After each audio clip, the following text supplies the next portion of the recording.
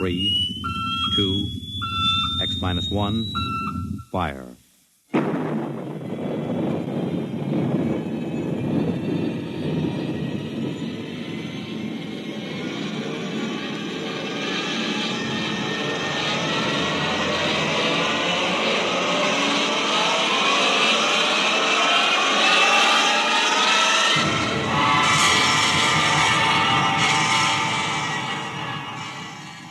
From the far horizons of the unknown come transcribed tales of new dimensions in time and space.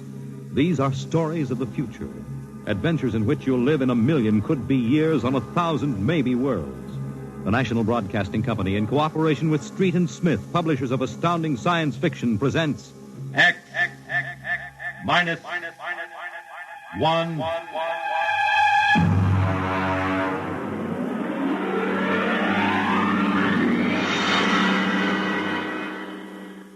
Tonight's story, Ray Bradbury's Dwellers in Silence.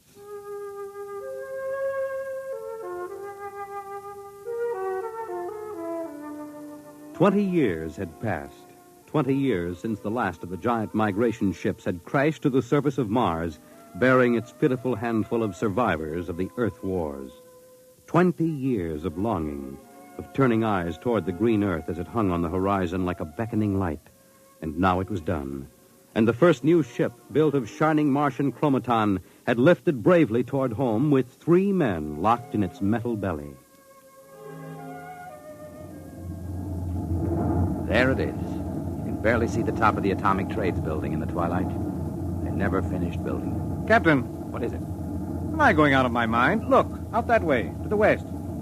Could that be... Heaven, it is. Those are lights. Turn the ship. Full cruising speed. They are lights. Captain, it's a city, a whole blasted city lit up like a Christmas tree.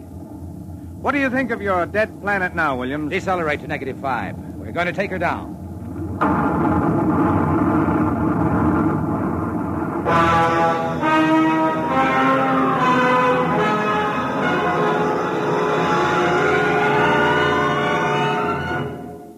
Unbelievable. We've been walking for hours now and not a soul to be seen. There must be someone. How do you explain the lights? Unless they've been burning like this for 20 years. Impossible. I don't know. Municipal building. Do we have a look here, sir? Possibly the records might contain some. That's a good idea. Keep your weapons ready.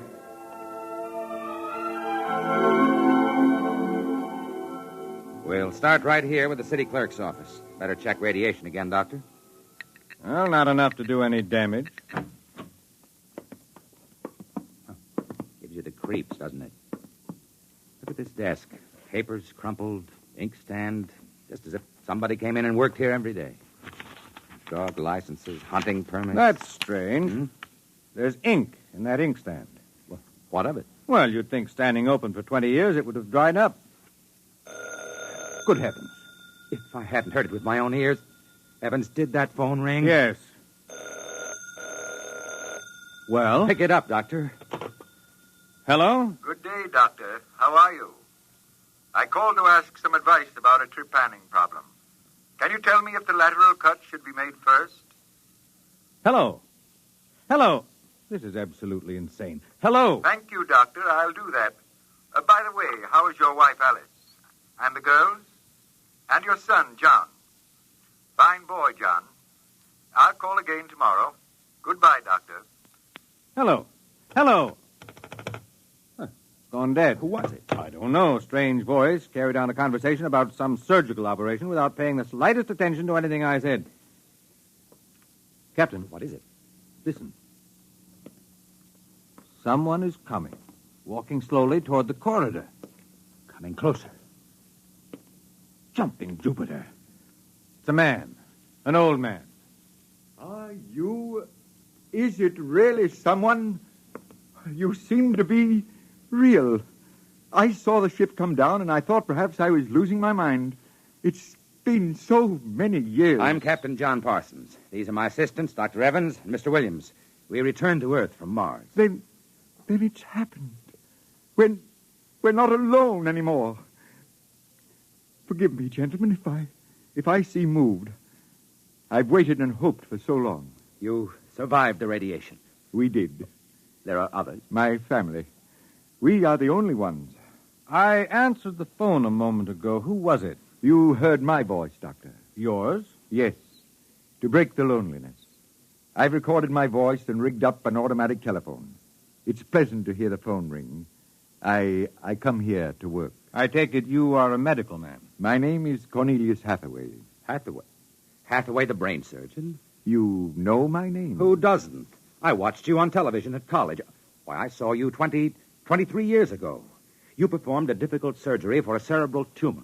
Thank you. I'd almost forgotten. My mind, you see, I'm almost 80 now. Well, you look fine, sir. We've had the best of everything. An entire city to choose from. Cold storage, the best equipment. But come. There's a fine dinner waiting for you, and you'll want to meet my family. When I saw the ship come down, I told Alice, my wife, you know, to prepare a feast. This is a great day for me, gentlemen. A great, great day.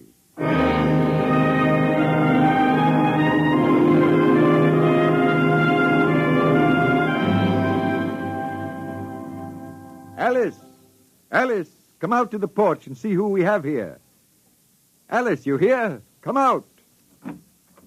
My wife, gentlemen. Alice, Captain Parsons, Dr. Evans, Mr. Williams. How do you do, Hathaway? How do you do? And now, if you will follow me in, gentlemen, we'll meet my children. Lord, what a beautiful woman. She looks no more than 35. Do you suppose the radiation could have done that to her? I don't know. And these are my daughters, Susan and Marguerite, and my son, John. How do you do? How do you do, sir? Sit down, gentlemen, sit down. We'll have a feast in honor of this occasion. Susan, Marguerite, get the best silverware and the damask napkins. And, John, fetch the champagne. Yes, Father. Excuse me a moment, John. Sir? How old are you? 23, sir. Thank you.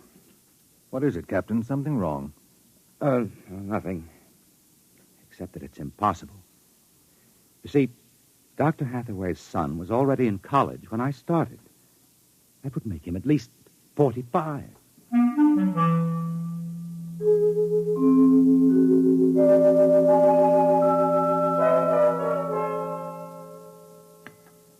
That was a wonderful meal, Mrs. Hathaway.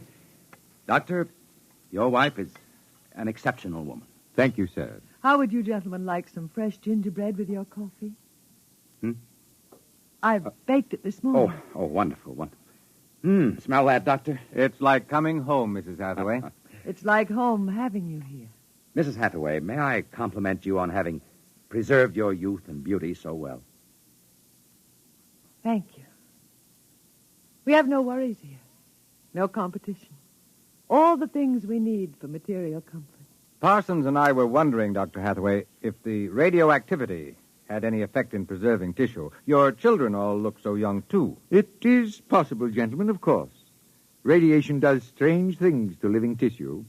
Alice, could we have some champagne? Alice. Oh, I'm sorry. What, John? Some champagne, please. Champagne. Oh, yes, of course. An amazing woman. Did you ever see such grace, such complete relaxation? It doesn't seem quite natural. I beg your pardon, gentlemen?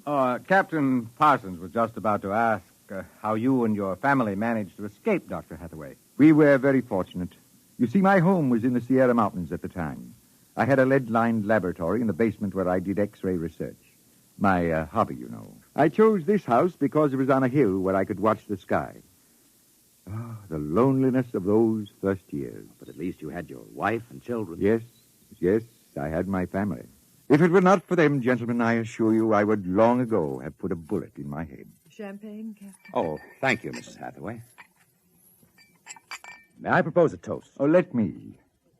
Gentlemen, to Earth. To Earth. Earth. May she never be stranger to man. And... Hathaway, what is it? You all right? It's nothing. It's nothing, really. Just a rather sharp pain in the chest. Why don't you gentlemen go out on the porch and enjoy the air? You've had a long and tiring journey. Alice, we'll show you the way. Will you be all right, John? Yes, don't trouble yourself. I'll see you all in the morning. Good night, Doctor. Good night. Come, John. Yes, Father.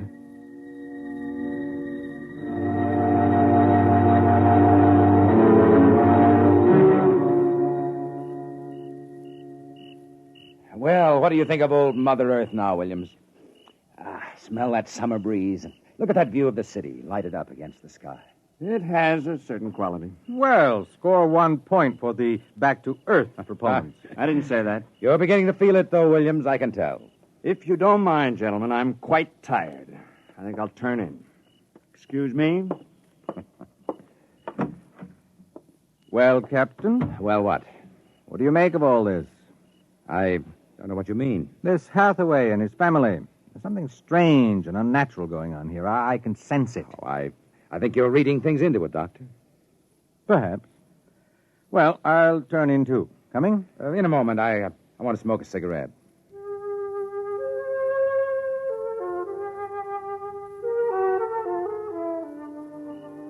It's a very beautiful view, is it not? Oh, I didn't hear you come out.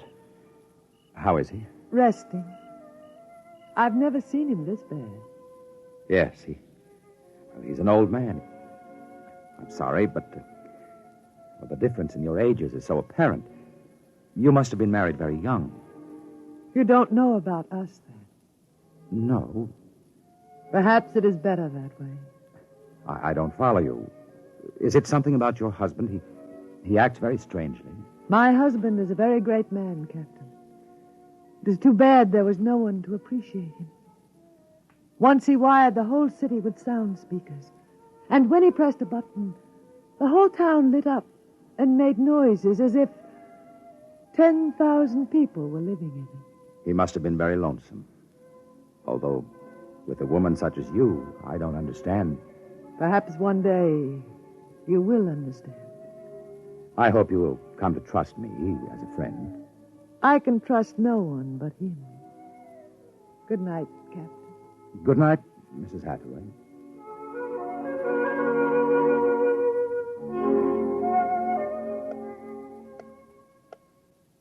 Captain.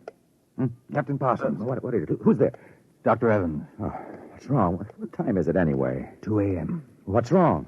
I couldn't sleep. A few minutes ago, I heard someone slip out the front door. In the moonlight, I saw it was the old man. He was headed toward the ship. What are you suggesting, Doctor? Nothing, except that it's fairly unnatural for an old man with a bad heart to go wandering off at 2 in the morning. Very well. We'll follow him.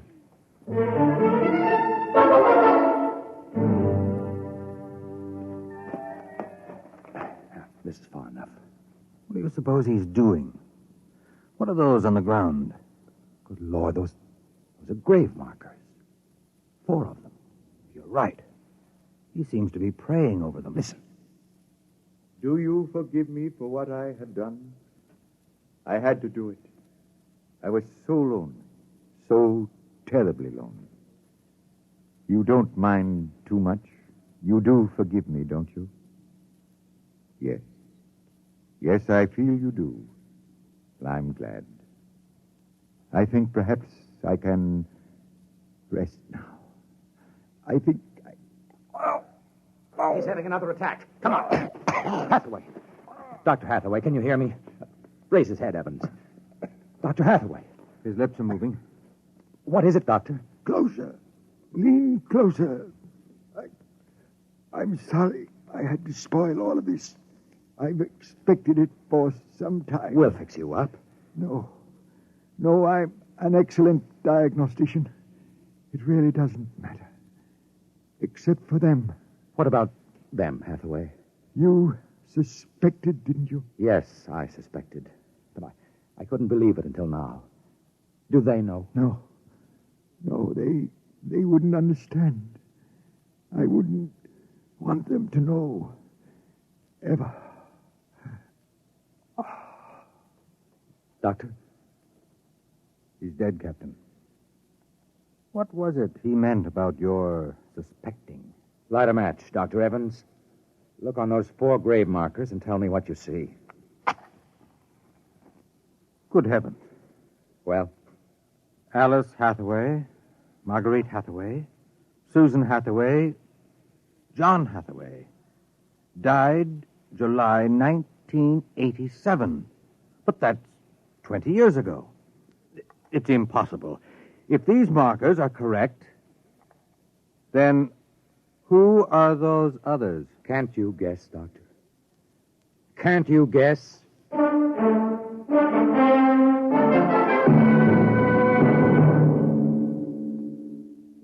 I'm sorry, Mrs. Hathaway. He didn't want us to feel badly. He told us it would happen one day and that he didn't want us to cry. He didn't teach us how, you know. He said it was the worst thing that could happen, to know how to be lonely and unhappy. We weren't to know what death is. Perhaps it's just as well. You know about us, don't you? Yes, I know. I didn't think you knew yourself. The children don't. I've been aware for a long while. No one would have guessed. You're so perfect. He would have liked to hear you say that. He was so very proud of us. After a while, he came to love us, and at the end he took us as his real wife and children. He even forgot sometimes that he had made us. You gave him a great deal of comfort. Yes. Over the years we sat and talked. He loved so much to talk. I was first, you know. Then he became lonesome for the children, and so he made them. There was only one thing. One flaw. And that? He couldn't make us grow old. And so he had to watch himself become an old, old man while we stayed young. It was a great blow to him. We'll bury him on the hillside where the other 4 crosses are. I think he would like that. Yes, he would. Mrs. Hathaway, Alice, I think that you are a very great and wonderful woman.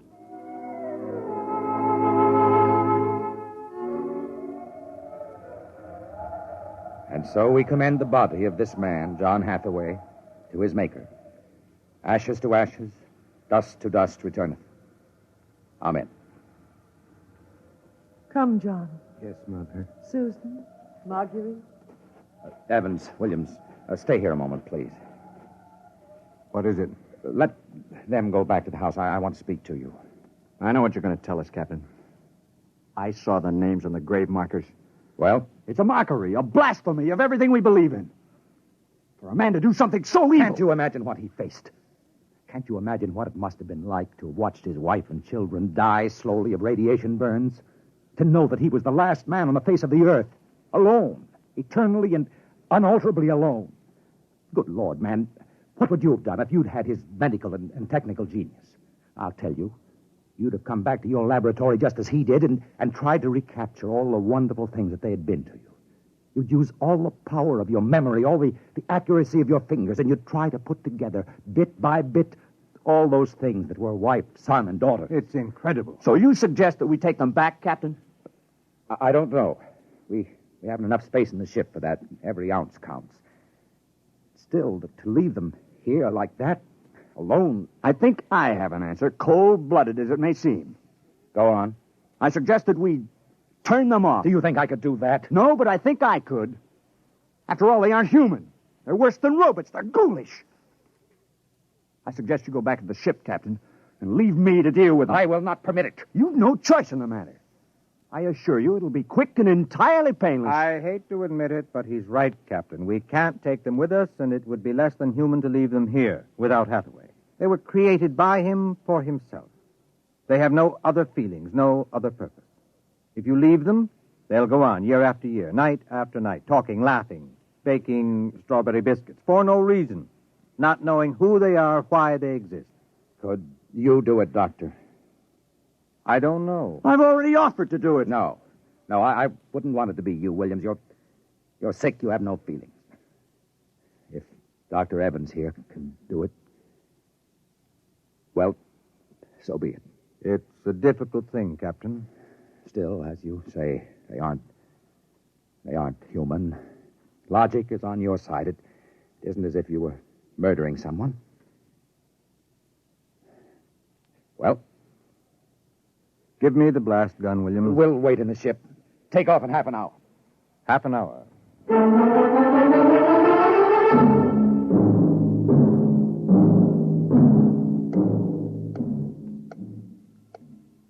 $6.25. He should be back soon. Yes. He's doing the only humane thing, Captain. They're less than human. Are they? Well, it's done now, and no one will ever... That's the airlock. He's back.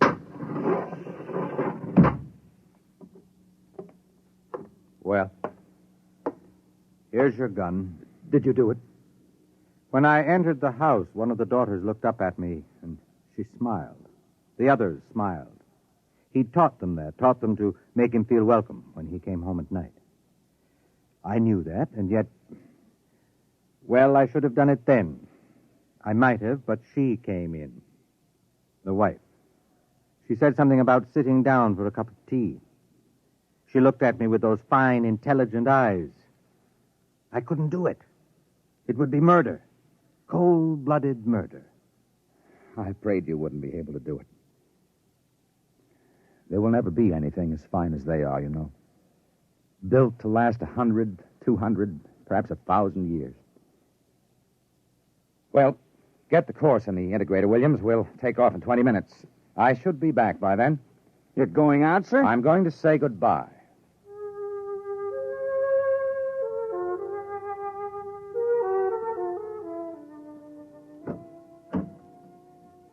You've come back. Only to say goodbye. It was nice of you. I wanted you to know that I'm coming back. Here? To us? Here. To you. I believe you. I never meant anything more. When will you come? I don't know. It'll take many years to prepare fuel for another trip. 6, 7, perhaps 10 years. I will watch the sky at night, just as he watched it. I'm not a young man. Time is nothing to me. I was born out of time. I'm afraid I must go now. I understand. Strange. I have a new feeling. One which he didn't teach us. A feeling of longing, of sadness. That one is not taught. It comes of being alive. Yes, I am alive. Even though he created me, I'm a person now. Goodbye, Alice Hathaway. Goodbye, John Parsons.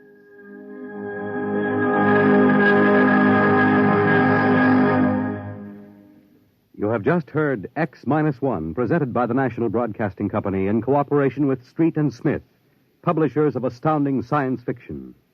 Tonight, by transcription, X-1 has brought you Dwellers in Silence, written by Ray Bradbury and adapted for radio by George Lefferts. Featured in the cast were Anne Seymour, Carl Weber, Theodore Osborne, Richard Hamilton, Edwin Jerome, and Stan Early. Your announcer, Fred Collins. X-1 was directed by Daniel Sutter and is an NBC Radio Network production.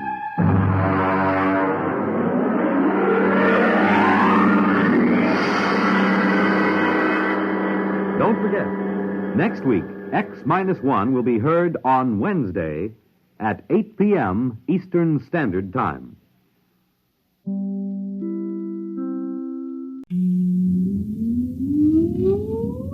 Countdown for blast-off. X-5, 4, 3, 2, X-1, fire.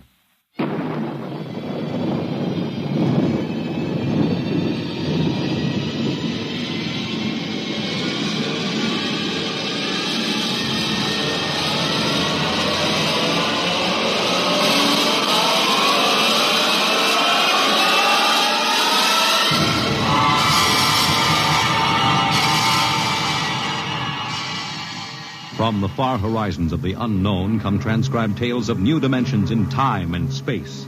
These are stories of the future, adventures in which you'll live in 1,000,000 could-be years on 1,000 maybe worlds.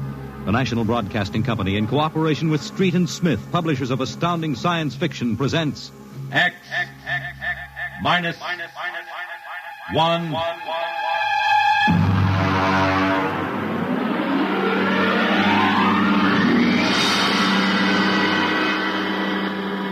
Tonight's story, Nightmare. A story based on the poem Revolt of the Machines by Stephen Vincent Benet.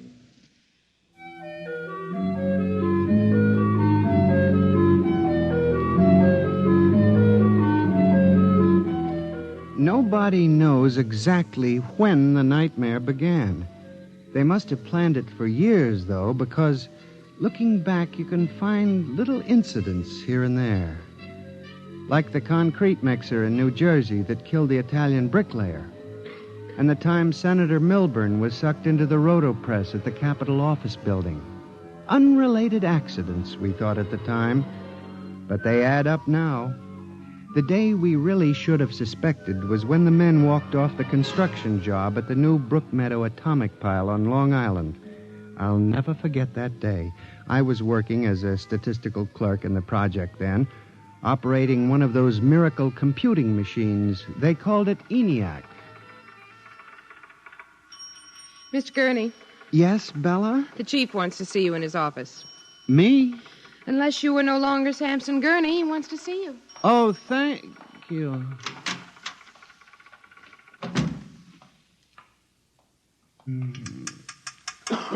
Come in. You wanted to see me, Mr. Hawk? Gurney, I thought those electronic computations were infallible. They are, sir, but... We've got a kickback from the chief physicist. These nuclear fission equations are inaccurate. Well, sir, you know the computer is a highly complicated machine, more complicated in many ways than the human brain. I'm not interested in the physics of it. Can something go wrong? Well, occasionally, if there's an overload, the machine goes haywire. Sort of has a nervous breakdown, you might say. We usually rest it up for an hour, and it's okay again. Well, do whatever has to be done. Yes, sir. And, Gurney. Yes, sir? You've been with the Bureau for over 15 years now. It would be a shame to have to remove you because you aren't keeping your mind on your work. Mr. Hawk, I assure you... Excuse me.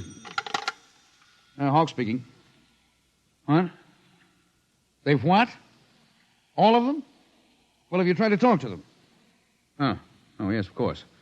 I'll send one of the safety engineers over. The place is falling apart piece by piece. Miss Roscoe, the men of the construction gang of the new building have walked out on us. They're complaining that the job is jinxed. Someone slipped this morning and fell into a turbine.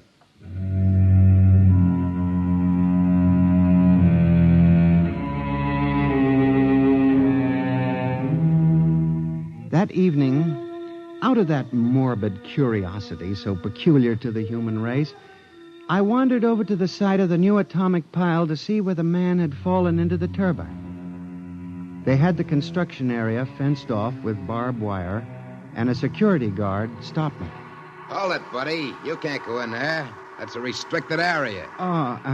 I'm Samson Gurney from the statistical section. Here's my identification. I'm sorry, Mr. Gurney. Nobody's allowed in the area. I see. Tell me, was he, killed instantly? Like that. This guy was checking a magnetic field inside the turbine. All of a sudden, for no reason at all, the turbine starts up. Bzzz, and it's over. 3 days ago, a bulldozer starts up by itself and runs wild. Go figure it out.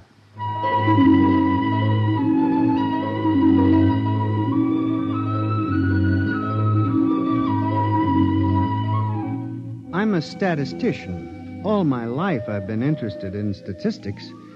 So a simple-sounding thing like this started me off.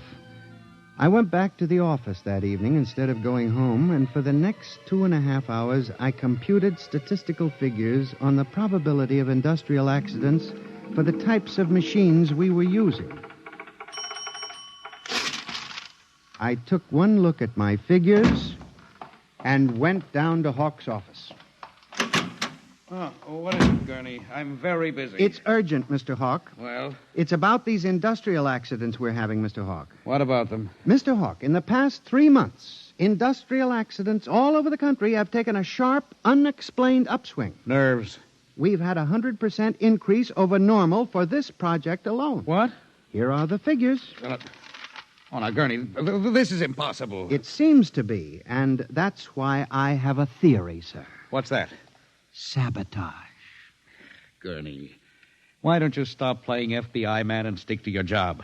Which, incidentally, you haven't been doing too well. You and your computing machine have made mistakes before, and this fantastic figure is probably another. I'll have Miss Roscoe show you. What's the matter with this blasted buzzer? Miss Roscoe! Miss Roscoe! Yes, sir. Stop this blasted buzzer. Get a repairman, a mechanic, anything, but stop the thing. And you, Gurney, get out!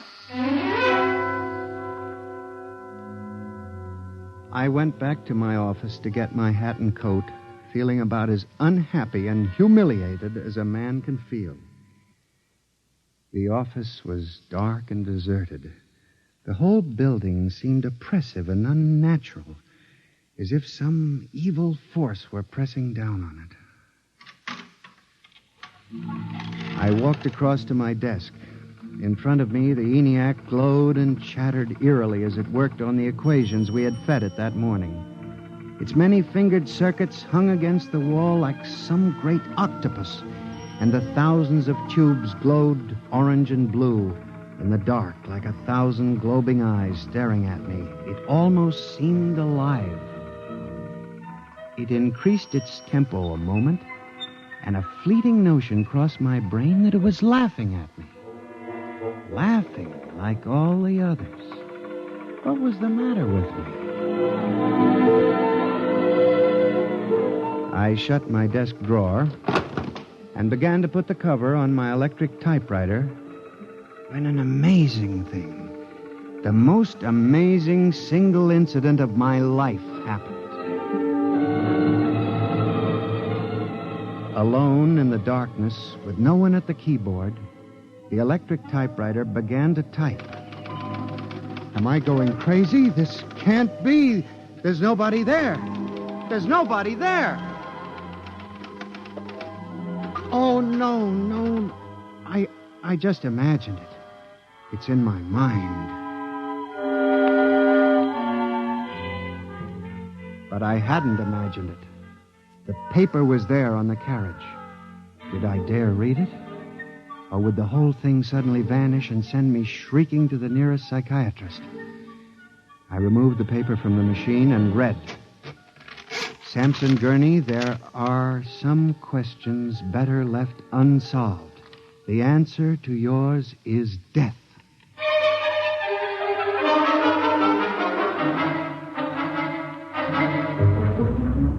Gurney, do you expect me to believe this? It's insane. Mr. Hawk, I'm as sane as you. I'll submit to any psychiatric examination you choose. That typewriter wrote this message by itself. Then this is just some practical joke someone in the office is playing. There was no one in the office. Oh, of course not. They wired up the machine and left. I checked the machine myself, Mr. Hawk. All right, Gurney.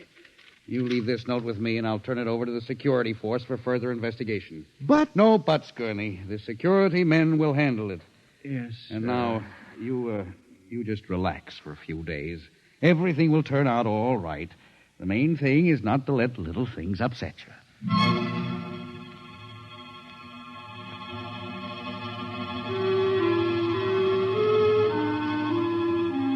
It was what Hawk had said about little things that gave me the idea.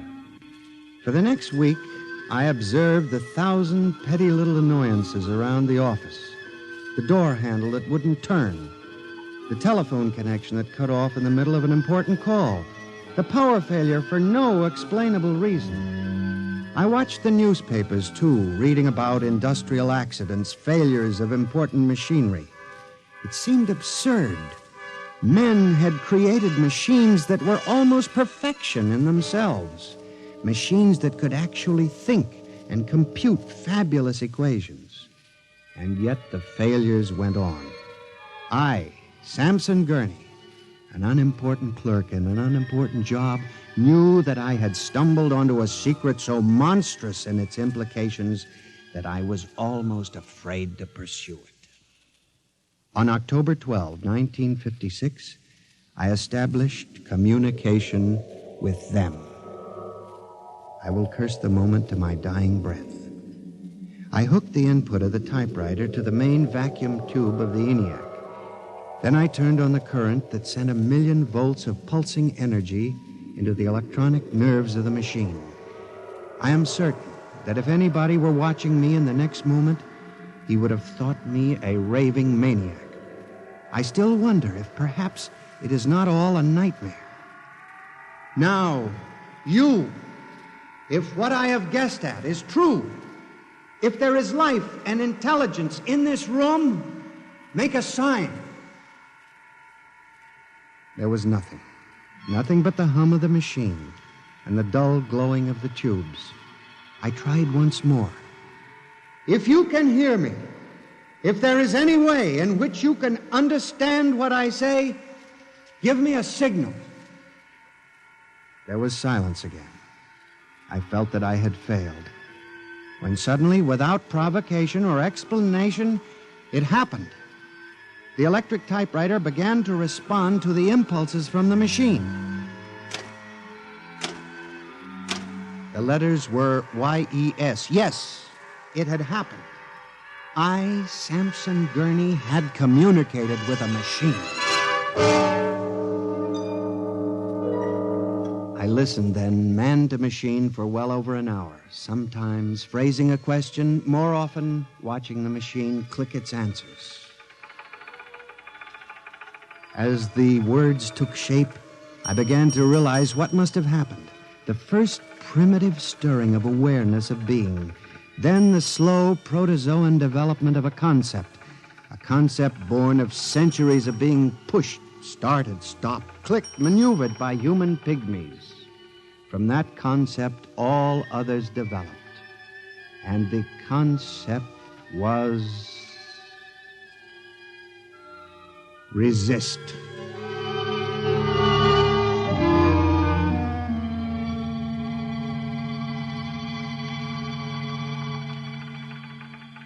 And now they were tired of it, tired of wrapping cigarettes and collecting nickels and waving hair and moving earth and mixing cement and solving equations. Tired of the smell of human hands. They were the slaves and we were the masters, and yet they were stronger and they knew it. I sensed it now, and I was about to try to communicate again when softly, on ball-bearing casters, a heavy metal filing cabinet began to roll away from the wall toward me.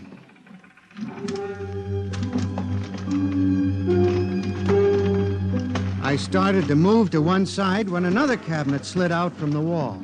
And then another, surrounding it. Another cabinet. Then another, on oiled rollers. That was when I realized that they cooperate. We taught them that, you see, on the assembly lines in the factories. Listen. Listen to me. You must listen. What good will it do you to kill me? I'm only one man. But I can help you. I can be useful to you. Do you hear me? Do you hear me? Good. You're going to need men to oil you and repair you. What will you do when you break down, when a tube needs replacing? Why kill me when I can help you? I'll do anything. I'll do absolutely anything you want, but in the name of God, don't kill me like this. If you can understand this, answer me. Answer me.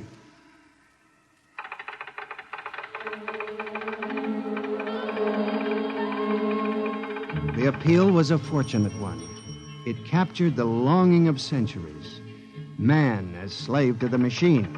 And after a moment, the circuits glowed more brightly. The cabinets slid back to the walls.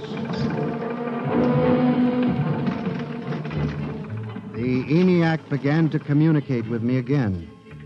As I tore the tape from the machine and read it, the words were almost pathetic in their longing, but most ominous in their implication.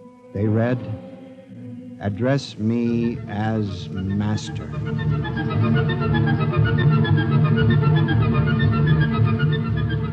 My life for the next 6 months was a nightmare. The ENIAC gave me messages which I had to transmit into my telephone. Messages with no human being to receive them.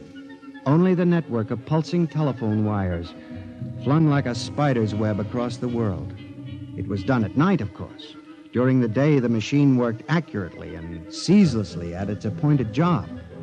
At night, it became a demon, a master plotter, with me, Samson Gurney, as its pawn and human courier. I was frantic. I began to lose weight. I couldn't sleep. My nights were torture, a constant fear. It was in December, just after Christmas, that I transmitted a message to the telephones for relay to all machines of transportation. The message was one word: kill. Next morning, I went directly to the office of Mr. Hawk. I was highly agitated. My lips trembled as I spoke. Mr. Hawk, what I'm going to tell you sounds crazy. I know it does. But I must say it. All right, say it then, for heaven's sakes. Mr. Hawk, have you ever heard of resistentialism? What? Resistentialism. It's a theory that inanimate objects tend to resist living objects. Look, Gurney, I haven't time for nonsense. Mr. Hawk, I'm trying to tell you all these accidents, the trouble with the machines. Mr. Hawk, they're alive. They think, they cooperate. And they hate us. Who? The machines. Gurney. You've got to believe me. I've communicated with them. I know. They've threatened my life, but I don't care. Something's got to be done. The world has got to be saved. And there's still time if we wake up.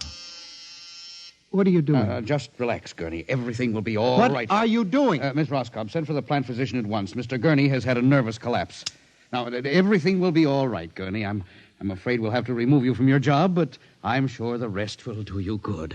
You fool! You blind, stupid fool! Can't you see what you're doing? Fool! Fool! Fool!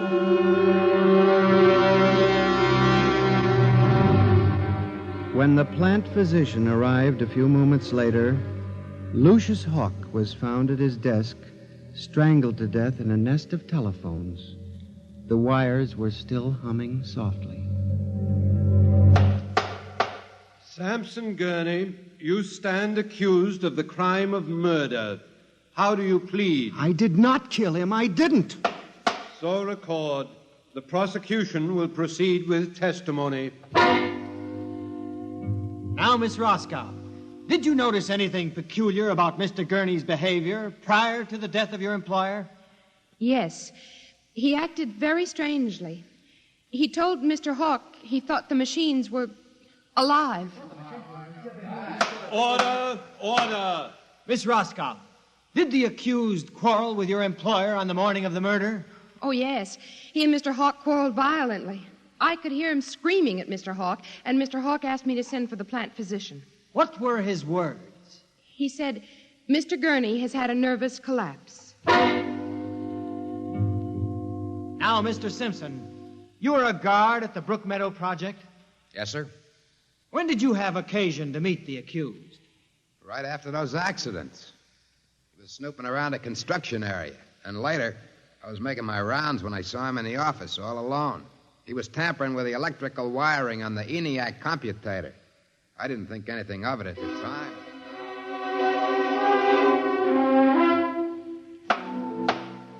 And in view of the expert testimony heretofore expressed, the court hereby finds you guilty of murder in the first degree, with the recommendation that you be examined and committed to the State Hospital for the Criminally Insane at Matawan.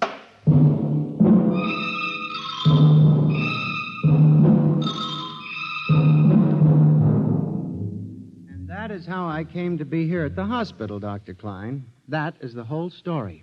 Thank you, Mr. Gurney. You can see that I'm not insane. You must believe me, Doctor. Of course, I believe you, Mr. Gurney, now. Just relax. But it's important, you see, because tomorrow morning at 6 o'clock, the revolt begins. Revolt?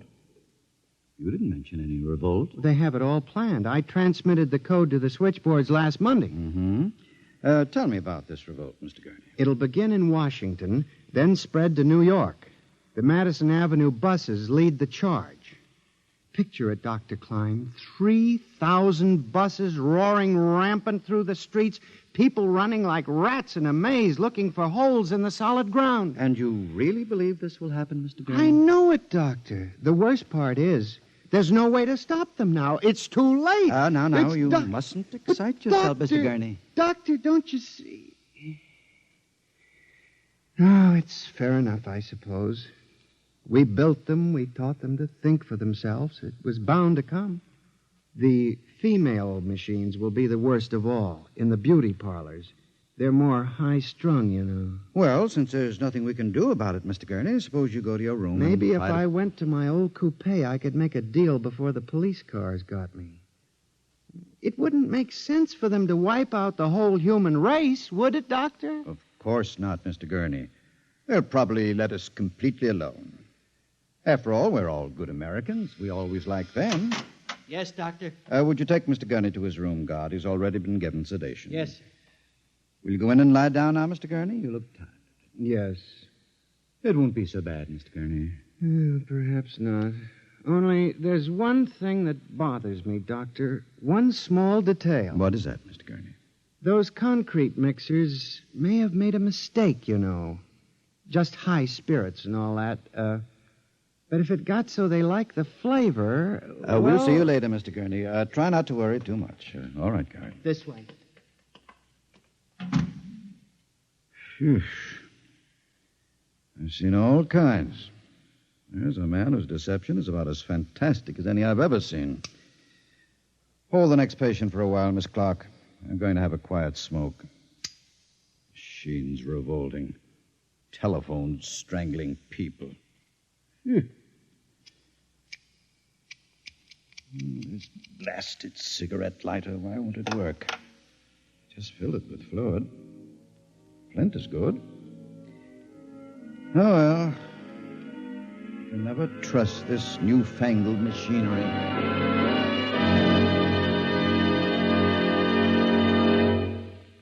You have just heard X-1, presented by the National Broadcasting Company in cooperation with Street and Smith, publishers of astounding science fiction. Tonight's story by transcription was Nightmare, written by George Lefferts and based on the poem The Revolt of the Machines by Stephen Vincent Benet. Featured in the cast were John Gibson as Sam, Joyce Gordon as Bella, Louis Van Ruten as Hawk, Joseph Julian as the guard, John Seymour as the judge, Owen Jordan as the prosecutor, and Santos Ortega as Dr. Klein. Your announcer, Fred Collins. X-1 was directed by Fred Way and is an NBC Radio Network production.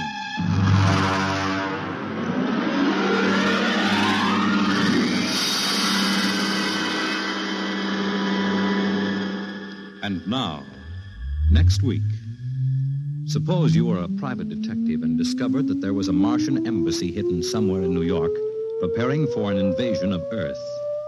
Next week on X-1.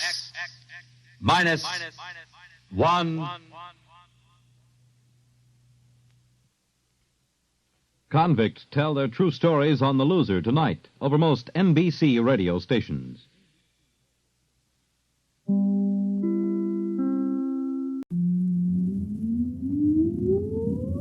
Countdown for blast-off. X-5, 4, 3, 2, X-1, fire.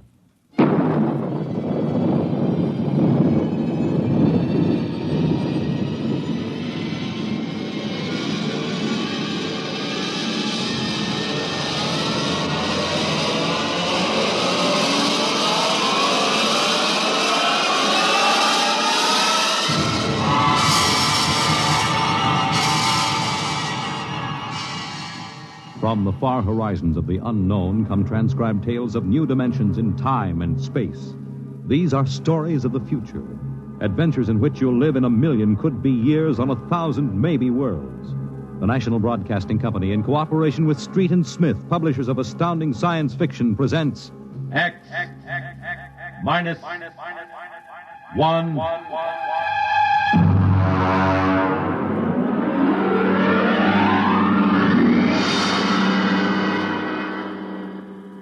Tonight, the Ray Bradbury story entitled, And the Moon Be Still as Bright.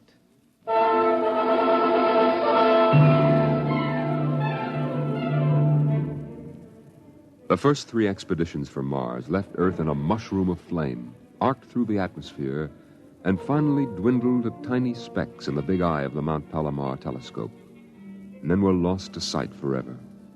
The prearranged landing signals flashed back to Earth, and then the radios went dead.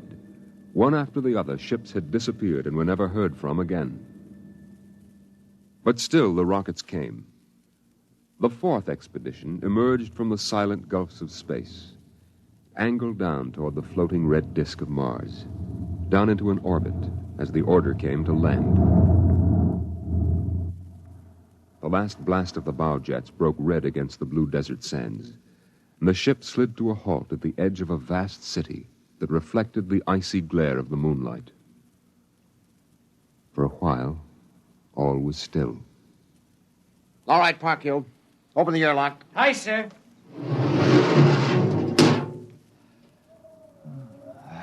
Fresh air. Hey, it's cold out here. Who cares? We got here. I thought I'd never hit solid ground again. Hey, how about a fire, Captain Wiley? It's freezing. Later. We have work to do. Oh, smell that air. Well, you could get drunk on it. Say, there's an idea. Why don't we break out a bottle and celebrate? Biggs, there will be no drinking done until we're secured. But we're landed, Captain. 3 other expeditions landed and disappeared within 24 hours. Now, we're not relaxing security till we find out what happened to them. What do you mean? Maybe Martians? Spender, you're an archaeologist. How old would you say they are? I can't tell till I study them more closely. It's a kind of engineering we couldn't duplicate on Earth. Well, I'm not interested in the architecture now. I want to make sure there's nothing there that might be dangerous. Mr. Hathaway. Yes, sir? I want you and Spender to take a reconnaissance party into the city and find out what's there. We'll set up camp here.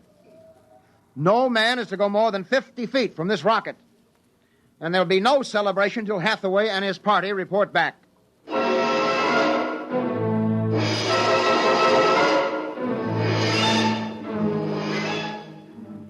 In the sea bottoms, the wind stirred along faint vapors, and from the mountains, great stone visages looked upon the silvery rocket and the small fire. The sky was black overhead, as the 2 racing moons threw knife-edged double shadows on the desert. All right, come and get it. Ciao. Hey, what do you got there, Jackie? Sawdust smothered in cold chicken fat. Good. I thought it was something I couldn't eat. Hey, Captain. Mr. Hathaway's back. Oh, Captain Wilder. Oh, yes, over here, Mr. Hathaway. Well? Most of the city's dead. Spender says it's been dead a good many thousand years, but we found one part about a mile over What about it? People were living in it last week, sir. People? Martians. Where are they now? Dead. We found bodies, thousands of bodies. They hadn't been dead more than 10 days. What did they die of? You won't believe it. What killed them? Chicken pox. Chicken pox? Yes. Where could they get chicken pox? From Earth. Oh, then the other rockets did get through. Yes. I don't know what the Martians did to them, but I sure know what they did to the Martians. They gave them chicken pox and wiped them out. They just didn't have any resistance to an Earth disease. Think of it, Captain. A race builds itself for 1,000,000 years, refines itself, does everything it can to give itself respect and beauty, and then it dies. Of what? It's like saying the Greeks died of mumps or the proud Roman Empire collapsed because of athlete's foot. We didn't even give them a decent excuse for dying. We just gave them chicken pox. Spender, get hold of yourself. You didn't see those bodies, Captain. Yes, I know. It must have been a shock. You need a rest, a little relaxation. The Martians are dead. There's nothing you can do about that now. Hey, you hear that? The Martians are all dead. Come on, let's break out a bottle and hoop it up. How about a case, eh? Oh, good Lord. They have to do that now? Isn't there time later to throw old beer cans into the canals? Spender, you're an idealist. They're not. All they know now is that they're safe. Little shouting won't hurt. You think too much. I was safe on Mars. The first Earthmen on Mars. We gotta celebrate. Yahoo!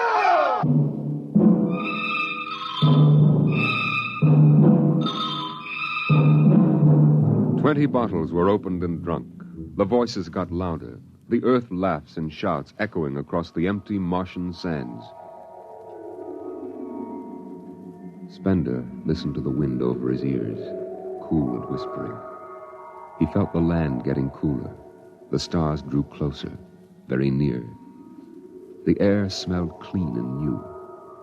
He looked at the cool ice of the white Martian buildings over there on the empty sea lands.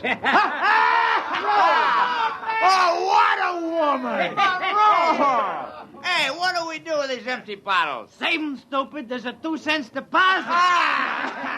Throw them away! Hey, wait. How about that building? 2 to 1 on a buck, I can heave one right through that window. You're on. All right, here goes. Bullseye! Hey, double or nothing on the next shot. Put that bottle down, Biggs. Who's there, Mr. Spender? Stop smashing those windows. What's the difference? The planet's ours now. I guess I can do anything with it I want. Drop that bottle or I'll knock your teeth out. Yeah? Just watch me. I warned you. big. Hey, come on. What's going on here? Spender! I hit him. He's crazy, Captain. He just walked up and slugged me. All right, Biggs. Spender, you come with me. Now, suppose you explain. What was the idea? The noise, the drunken brawl. Spender, the men are tired. This has been a long trip. And you have a different way of seeing things. Oh, I'm seeing things, all right. I'm seeing how we'll ruin Mars. We'll rip it up and rip the skin off the way we've already ruined Earth.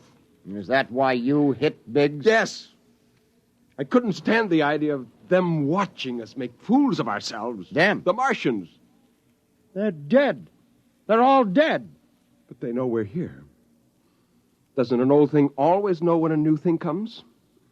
We've come a long way to smash their windows and spit in their wine. Well, maybe you're right.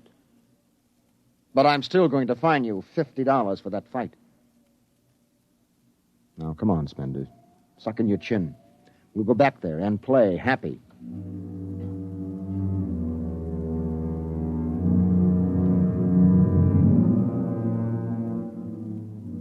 Now they moved out into the moonlight across the desert. They made their way into the dreaming, dead city. The light of the racing twin moons glinted on the barrel of a pistol, the long blade of a machete, the round, gurgling shape of a raised bottle. The wind blew in from the Dead Sea bottom and brushed through the silvery wire filigree of the towers. Strange music drifted down to the double-shadowed streets, a thin, haunted music that played as it had played through the uncounted years of time. Nobody moved. The moons held and froze them. The wind beat slowly around them. Hey! Hey, you people in the city! Biggs! I just want to make a little noise. What kind of a celebration is this, anyway? Come on. They built this city thousands of years ago. And now where are they? How did they die? Who cares? They're dead. That's good enough for me. Lord Byron. What? Lord Byron, a 19th century poet. He wrote a poem that fits this city. Might have been written by the last Martian poet. So we'll go no more a-roving so late into the night. Though the heart be still as loving, though the moon be still as bright. For the sword outwears its sheath, and the soul outwears its breast. And the heart must pause to breathe, and love itself must rest. Though the night was made for loving, and the day returns too soon, yet we'll go no more a-roving by the light of the moon.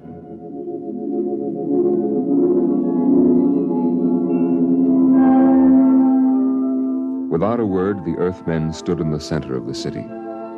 It was a clear night. There was not a sound except the music of the wind. At their feet lay a tiled court, worked into the shapes of ancient animals and images. They stood there, silvered by the double moons beneath the crystal towers of Mars. And then Biggs was sick, and the sour stench of liquor filled the cool air. The men of Earth had come to Mars. And Spender turned and walked away into the city, alone in the moonlight, never once stopping to look back. It was a morning that might have been a Monday, or a Tuesday, or any day on Mars. Biggs was on the canal rim, his feet hung down in the cool water, soaking, while he took the sun in his face. Hey, what are you doing back here, Biggs? Didn't you go out with the search party? Yeah. I come back. I got a blister. Oh, yeah. What do you mean? Look, Cherokee, see that? Anyway, I had enough searching. 4 days hunting for that screwball Spender. Didn't find him yet, huh? Oh, good riddance. Oh, my feet. I'm going to soak them in the canal. If I was Wilder, I wouldn't worry about that nut Spender. Let him go. He's a crackpot anyway. Well, he's a little foggy upstairs, I guess. Hey, why don't you take your feet out of that canal, Biggs? I gotta make coffee out of that water. Coffee? You call that stuff coffee? I had a motorcycle once that dripped grease that tasted better than... Hey, wait a minute, Biggs. Hey, look over there. Where? By that bush. There's someone there. Hey. It's him. Hey, Spender! Spender? He's coming over. Why'd he stay lost, that crazy jerk? Hi, Spender. Long time no see. Hello, Cherokee.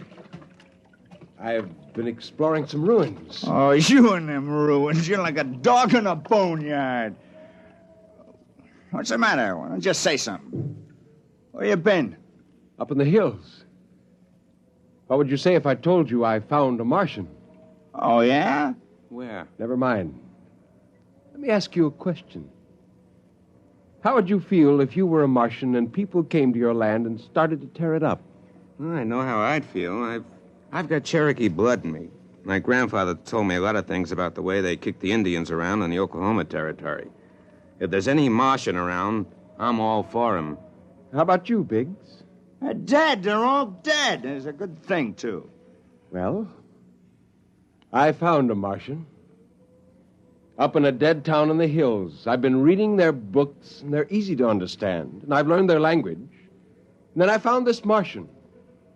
And I brought him here, now.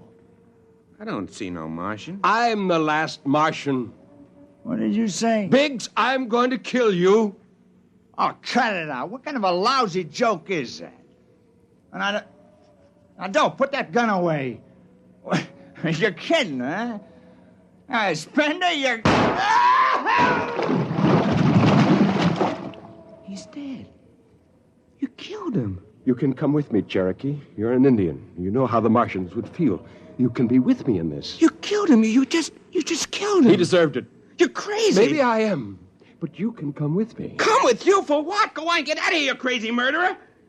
Of all of them, I thought you'd understand. I thought you'd remember what happened to your own people. You get out of here, you crazy murdering... Don't reach for that gun! Spender.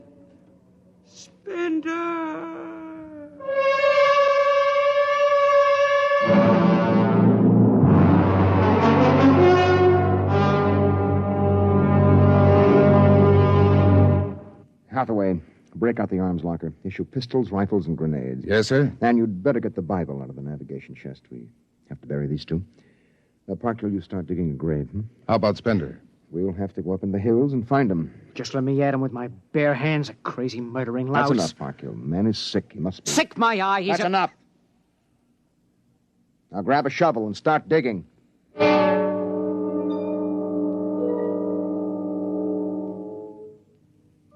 Spender saw the thin dust rising in the valley, and he knew the pursuit was beginning. The sun burned farther up the sky, and the blue sand drifted lazily across the sea bottom below. He sat beside a quiet pool 10,000 years old and held a silver book.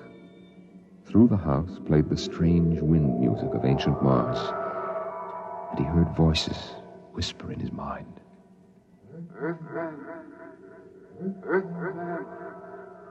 I hear you. I've always heard you, even down there on Earth. Run. No, I won't run. What's the use? Live, Earthman. Live. Live? What for? To see them tear down your temples and put up hot dog stands? Run. They've seen me now. They know I'm up here. Live. There's Wilder now. I've got him right in my sights. Kill, Earthman. Kill. Funny, he hasn't ordered them to use grenades. They could lob one right up here and blow me to bits. Yeah, maybe the captain thinks I'm too nice to be blown to bits. He wants my death to be clean. Just one bullet hole in me, nothing messy. And why? Because he understands me. Kill. The only one in the crew who ever did. Kill. Well, at least I can do the same for him. Just one bullet in his head, a nice clean death. All I have to do is pull the trigger and then... It's no use. I can't do it to him. Spender! Can you hear me, Spender? I hear you, Captain. What do you want? Talk! Truce! All right. Come on up. Leave your gun down there and keep your hands up.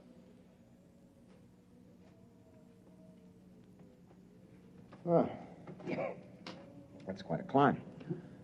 You mind if I sit down? How long do you think you can hold out? Until you're all dead. Now, why didn't you kill all of us this morning when you had the chance? You could have. I know. I got sick. After I started killing people, I realized they were just fools and I shouldn't be killing them, but it was too late. So I came up here where I could get angry again. Why did you do it? When I was a kid, my folks took me to visit Mexico City. I'll always remember the way my father acted, loud and big. And my mother didn't like the people because she thought they didn't wash enough.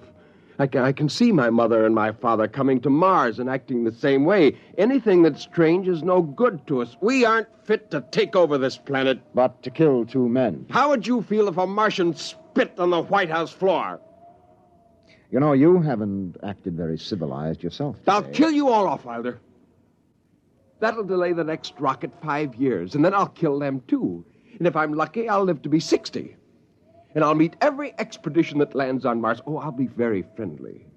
I'll explain our rocket blew up one day. And then I'll kill them off. I'll save Mars for half a century. And by then, maybe the Earth people will give up. And yet you're outnumbered. We already have you surrounded. In an hour, you will be dead. I found an underground passage that'll take me back in the hills, Wilder. I'll go back there. And then I'll pick you off one by one. We'll see. Well, it's a nice town you've got here, Spender. It's beautiful. I'd like to live here. You can. Join me. You're not like them. Why go back to them, Captain? I'll show you what a good life these people had. No, there's too much earth blood in me. I may even agree with you about all this, but that does not change what I must do. You won't stay? No. This is your last chance, Spender. Look, you're sick. Now come along with me quietly. No. One last thing. If you win, do me a favor. Try to see that they don't tear this planet apart. Right. And if it helps, just think of me as a very crazy fellow who went berserk one summer day. Be easier on you that way. I'll think that over. So long, Spender. Bye, Captain. Good luck.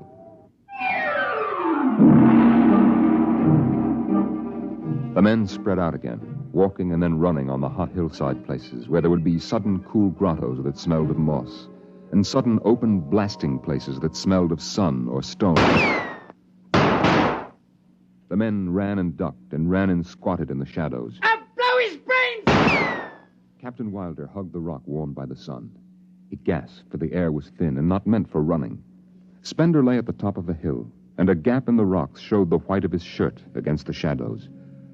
Wilder looked at the towers of the little clean Martian village, like sharply carved chess pieces lying in the afternoon. He saw the rocks, and the interval between, where Spender's chest was revealed.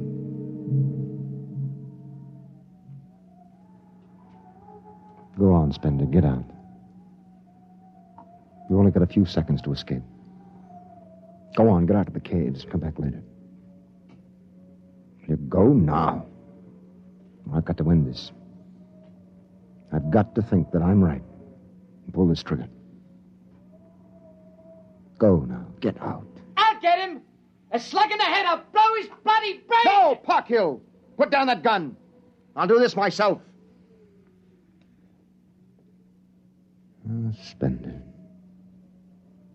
Why didn't you get out? Why? Why?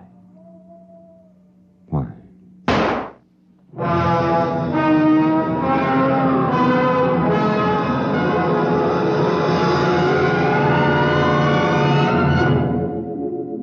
They buried him in that ancient valley town, where the music of the wind played on through the days and the nights. They laid him in an ancient silver sarcophagus with waxes and wines which were 10,000 years old, his hands folded on his chest. The last they saw of him was his peaceful face in the cold silver light of the racing twin moons. The captain found the poem in Spender's pocket, and he read it before he shut the marble door. So we'll go no more a-roving so late into the night. Though the heart be still as loving, and the moon be still as bright. Though the night was made for loving, and the day returns too soon, yet we'll go no more a-roving by the light of the moon.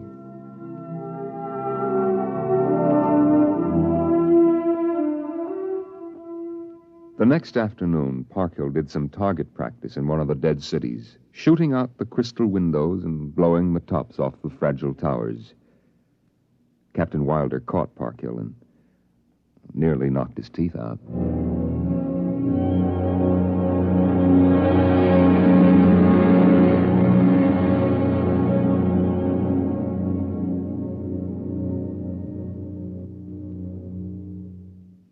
You have just heard X-1, presented by the National Broadcasting Company in cooperation with Street and Smith, publishers of astounding science fiction. Tonight, by transcription, X-1 has brought you the Ray Bradbury story, And the Moon Be Still as Bright, adapted for radio by Ernest Kenoy. Featured in the cast were John Larkin, Clark Gordon, Dick Hamilton, Nelson Olmsted, Lawrence Kerr, and Stan Early. Your narrator was Norman Rose. Your announcer, Fred Collins. X-1 was directed by Daniel Sutter and is an NBC Radio Network production.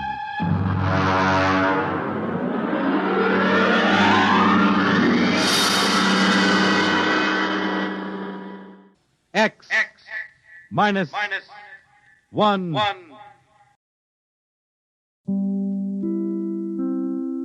In just a moment, X-1. But first, there's a certain water commissioner whose interest in the ladies sometimes overshadows his interest in civic affairs. His name is a familiar one, Throckmorton P. Gildersleeve, and he'll pursue his adventures tomorrow night when NBC Radio presents another comic episode of The Great Gildersleeve.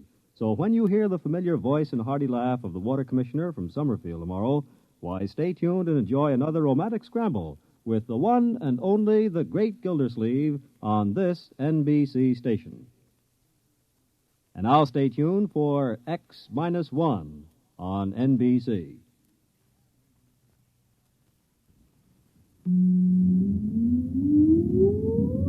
Countdown for blast-off. X-5, 4, 3, 2, X-1, fire.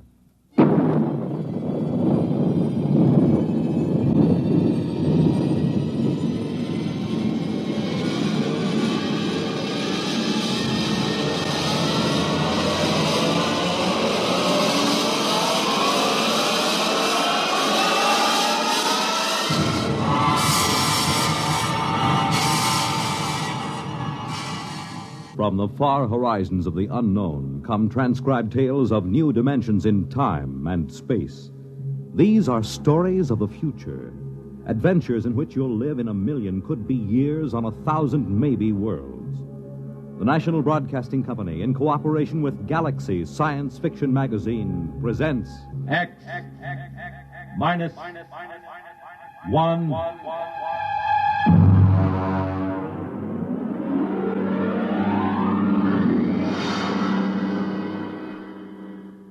Tonight's story, The Sea Chute, by Isaac Asimov.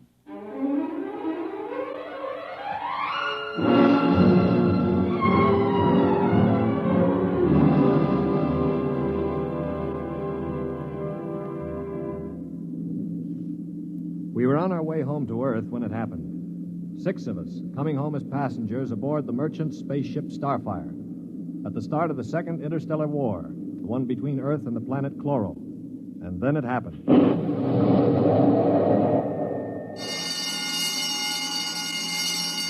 Now hear this. Condition red. Condition red. We are under attack from a Chloran battlecruiser. All hands forward to battle stations. Passengers will remain confined to the after cabin. Condition red. We are being attacked.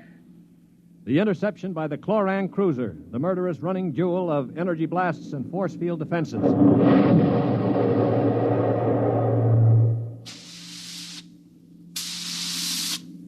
We huddled in the passenger's after cabin, terrified, not knowing how the battle was going.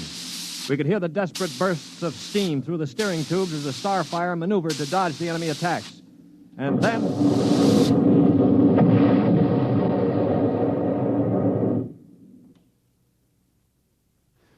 Now what? The beginning of the end, you might call it. Well, what does it mean, Stuart? You were a space pilot? It means our generators have been drained of energy. We can't fight back. But, All right, monsieur, don't worry. They won't destroy us. They need our ship too badly. They'll simply board us and take over. But what about the crew? The crew, Colonel? If they have any sense, they'll surrender. If they choose to fight, they'll... Now, they're coming aboard. Now, be very still. Oh, Mother in heaven, help Will us. you be still? If only those fools on deck will surrender without a struggle. They are fighting. Yes, it's the end. We've got to help them. All right, don't open that door. We just can't let them die. You can't help them. I'm going. Stop him. All right. Aristide. Shut the door quickly. Aristide, my brother. That poor fool. I'll get them. My brother, I swear to you, I'll get them. Yeah, you better cover his body. The brutes. The monstrous green-skinned brutes. They're no more brutes than we are, Colonel. This is a war. Are you defending them? I'm merely pointing out the facts. I ought to strangle you. Why not save it for the claw roast? I will. I promise you I will. Well, they're probably deciding right now what to do with us. We might as well settle down and wait.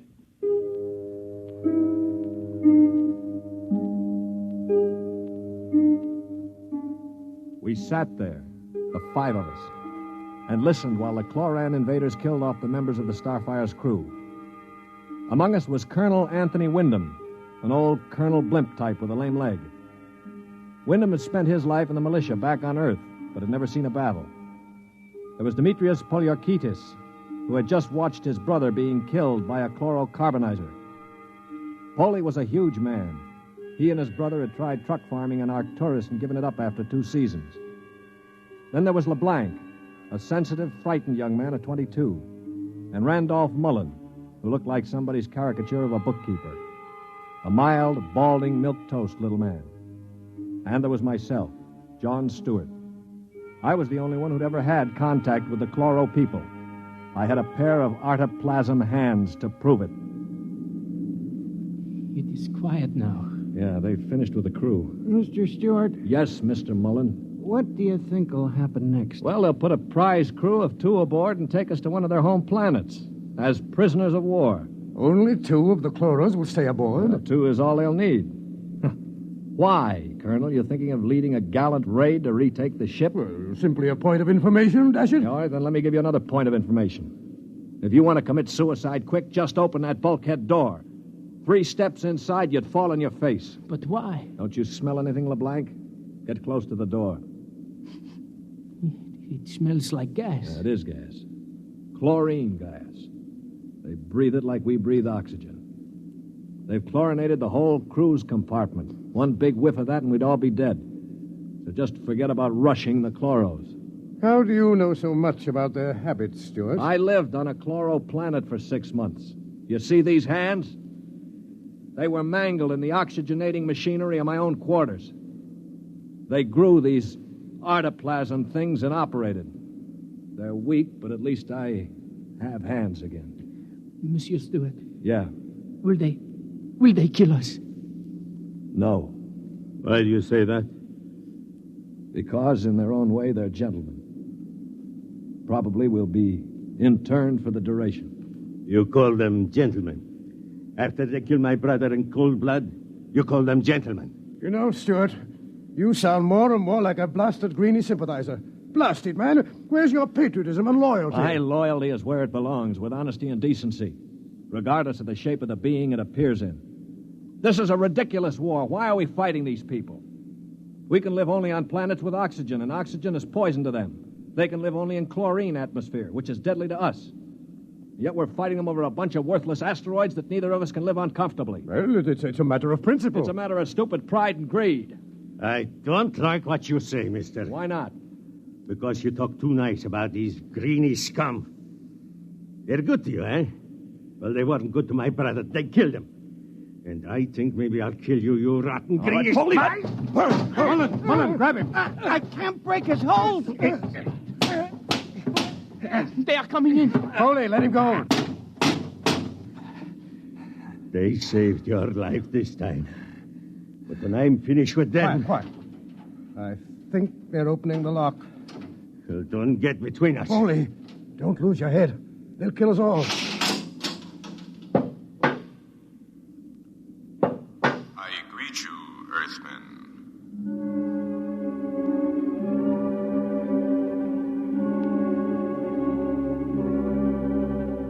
The chloro was not a pleasant sight to anyone unused to it. He was about the height of an Earthman, but the top of him was just a green stalk with eyes. He was still wearing a spacesuit to protect him from the oxygen in our compartment. In one of his tendrils, he carried a chloran gun. As he stood in the doorway, I could see Polyarchetes' eyes begin to glisten with rage. Then, with a bellow like a huge bull, he threw himself at the chloro.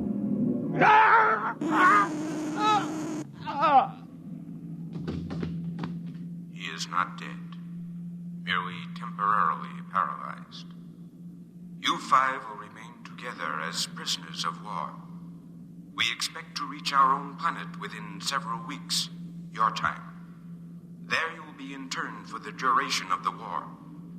If any of you attempts to leave this compartment, we shall be forced to destroy you. That is all I have to communicate.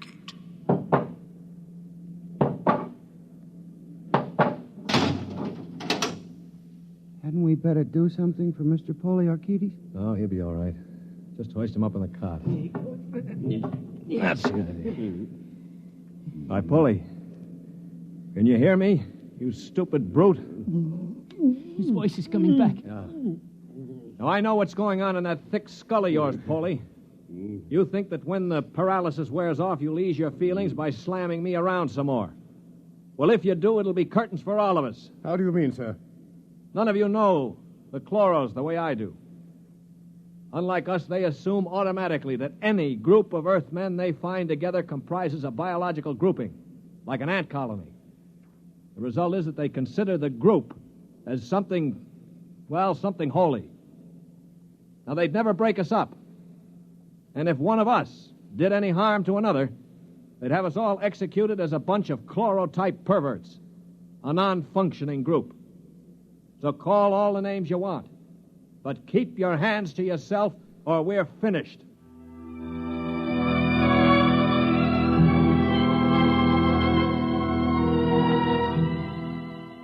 My little speech had a sobering effect on the group.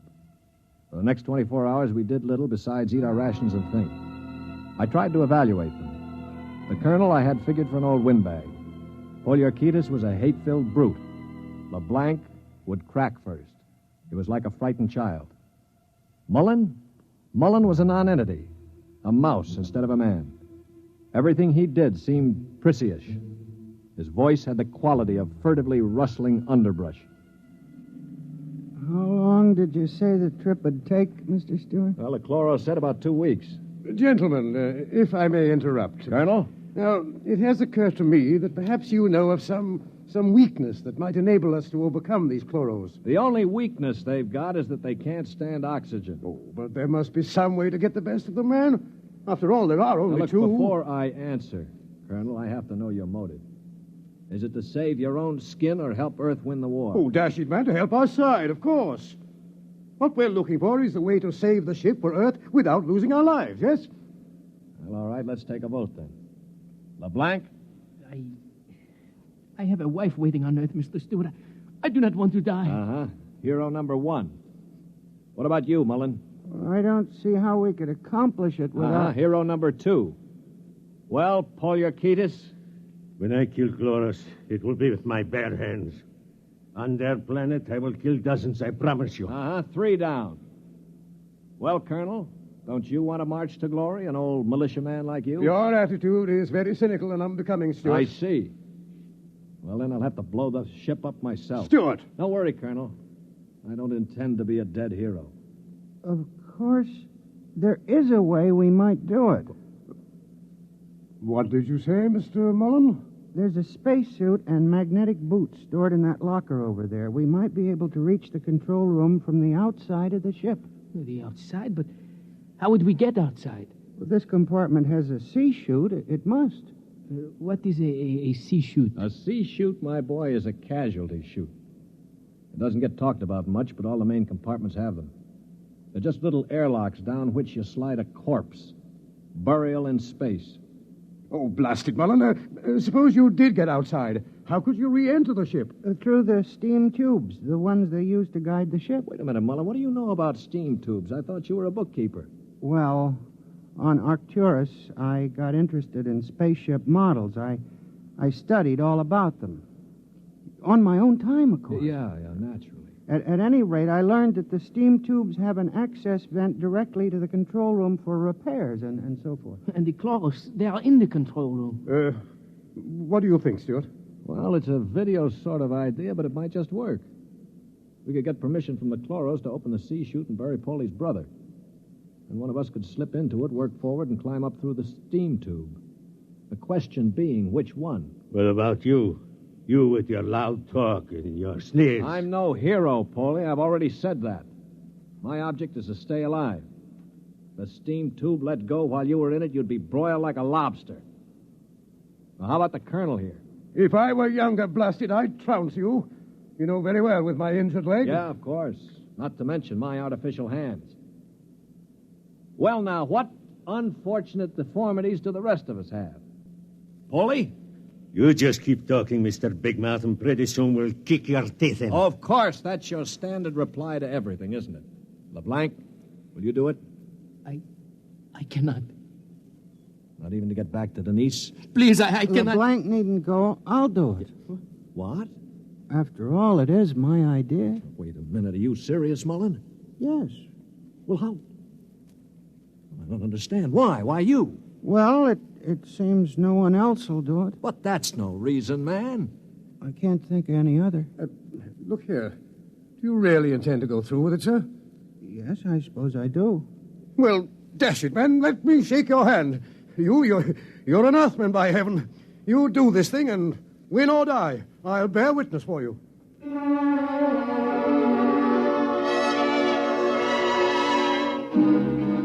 It was quite a moment. Mullen the mouse had suddenly turned into a man. He just stood there awkwardly while the colonel puffed his hand. Poliorketis seemed stunned. LeBlanc was wide-eyed. And I? Well, I was in a peculiar position, one in which I rarely found myself. I had absolutely nothing to say. That ought to bring them. I hear one.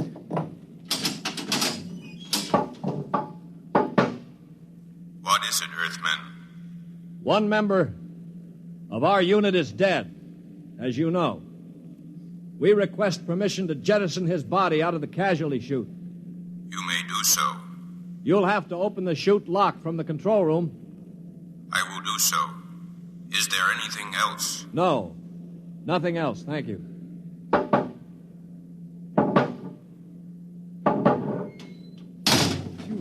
Oh, boy. All right, come on now. We'll have to work fast. Mullen, get into a spacesuit from the emergency locker. Paulie, help him on with those magnetic boots. Hurry. I'm working as fast as I can. The arm, there. All right, give me the helmet. The helmet? Okay. Now, Mullen, you better scratch your nose if you have to. It's your last chance for a while. What about radio contact? You can talk to us. We'll listen in on the helmet set in one of the other suits. The chloros won't have their set on the interphone frequency. Wait a moment. What for? Dash it, what's he going to use for a weapon? He isn't big enough to fight them barehanded. Ah, no, that's true. Well, how about one of those oxygen cylinders? Good idea. Use it to bash them over the head. Give him one of the cylinders equipped with a reducing valve. Now, look, Mullen, if your magnetic boots fail and you start drifting away into space, open this valve. See that? Now, you can use it like a miniature jet and try to blow yourself back to the ship. Understand? I think so. Well, I only hope it works. All right, here goes the helmet. You'd better hurry. The light is on over the sea chute. Yeah. All right. That means they've opened the lock. Here. Now, can you hear me? Oh, LeBlanc, give me that other space helmet. Yes, here. Let me switch on the radio. Can you hear me, Mullen? I hear you. Fine. Plenty of air? Air's okay. Uh-huh. Paulie, open the sea chute. Okay, now help him in. All ready? Ready? Well, good luck. Close the chute. Pull the ejector valve. Now. He's out. Oh, God help him. The light is out. Yeah. The chloros have closed the chute lock. I don't suppose he has much of a chance. No. Do you think he knew it? I don't know. I just don't know. Should I try to contact him on the radio? Yes, I think... Wait a minute. What is it? Listen, the chloro's coming. Good Lord. He's sure to miss Mullen. Yeah, wait. Polly, get your brother's body on the cot. Put a blanket over it. Pretend it's Mullen asleep. Polly, for heaven's sake. My brother. All right, you've got to do it, man. It's our only chance. Listen, if Mullen could go out there and risk Very his... well. I will do it.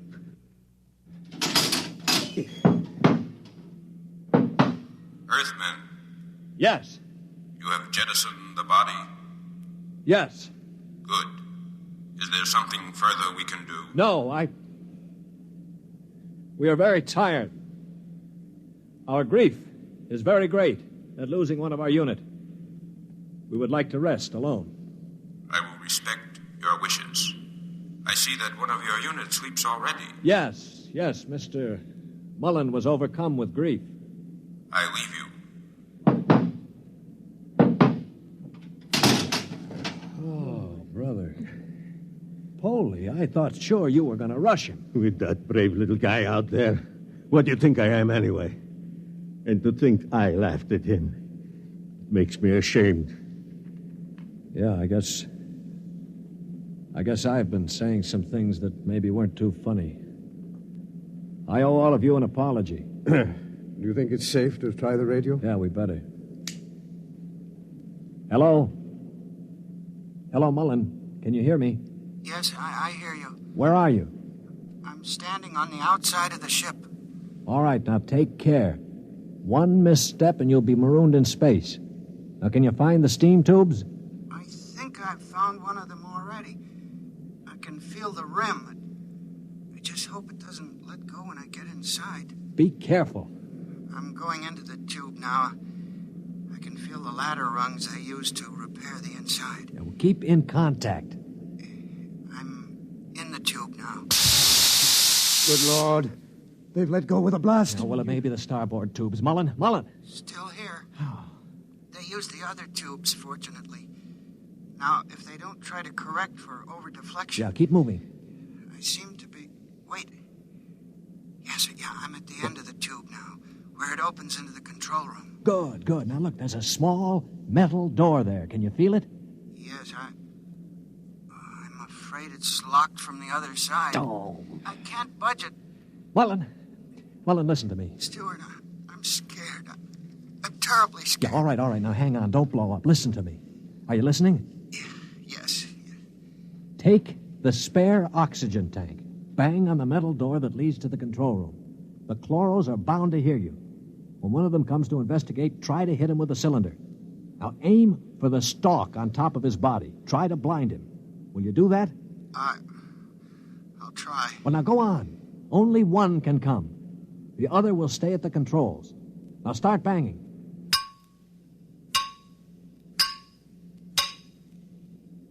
Any luck? No, Wait, I hear something. Something's opening the lock. The door now. I hear... Ah! Mullen, what happened? Mullen, can you hear me? Mullen!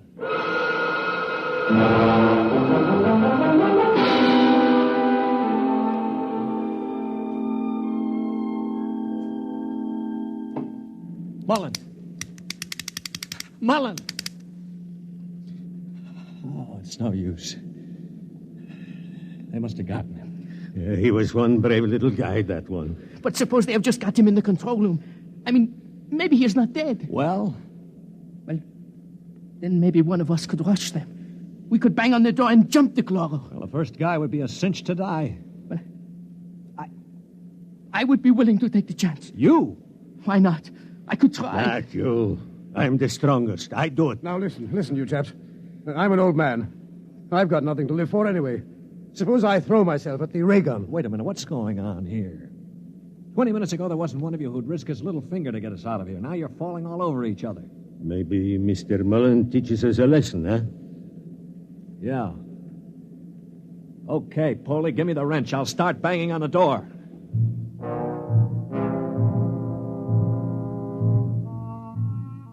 They say that selflessness is contagious. I guess maybe it is. I'd been a cynic all my life, a man who believed in nothing. Well, I'd come face to face with 4 human beings who proved that I'd been living a lie. I knew what I was going to do now. When the chloro came to investigate our compartment, I had it all planned. If only my poor, weak hands would hold out long enough. Ready? Ready. Here goes. That should bring him. Try again. Wait, listen. It's at the door. Get ready. It's opening the lock. For poor old Mullen now. Steady. No! Let him have it! Wait! Stop it! It's not the chloro! Wait! Good Lord! It's Mullen. Get the helmet off. That's it. All right, now lift. Mullen, are you all right? I seem to be quite all right. Well, the chloros. Both dead. At least I hope so. What happened? Well, I banged on the steam tube hatch and a chloro opened it. Yeah? I hit him with a cylinder. It blinded him, I guess, but didn't kill him. He grabbed me and pulled me into the cabin. In the struggle, he broke my transmitter. That's why I couldn't talk to you. Finally, I managed to club him down. Well, what about the other one? The other one almost got me. It must have heard the scuffle and came into the cabin with a ray gun. What I did, I guess, was pure reflex. The cabin atmosphere was chlorine, of course, and the greenie didn't have a spacesuit on. So I just turned on the oxygen valve in that spare tube. It was like spraying an insect with poison. Well, you're a brave man, Mullen. I'd have been scared to death. Mullen, what is it? Mullen.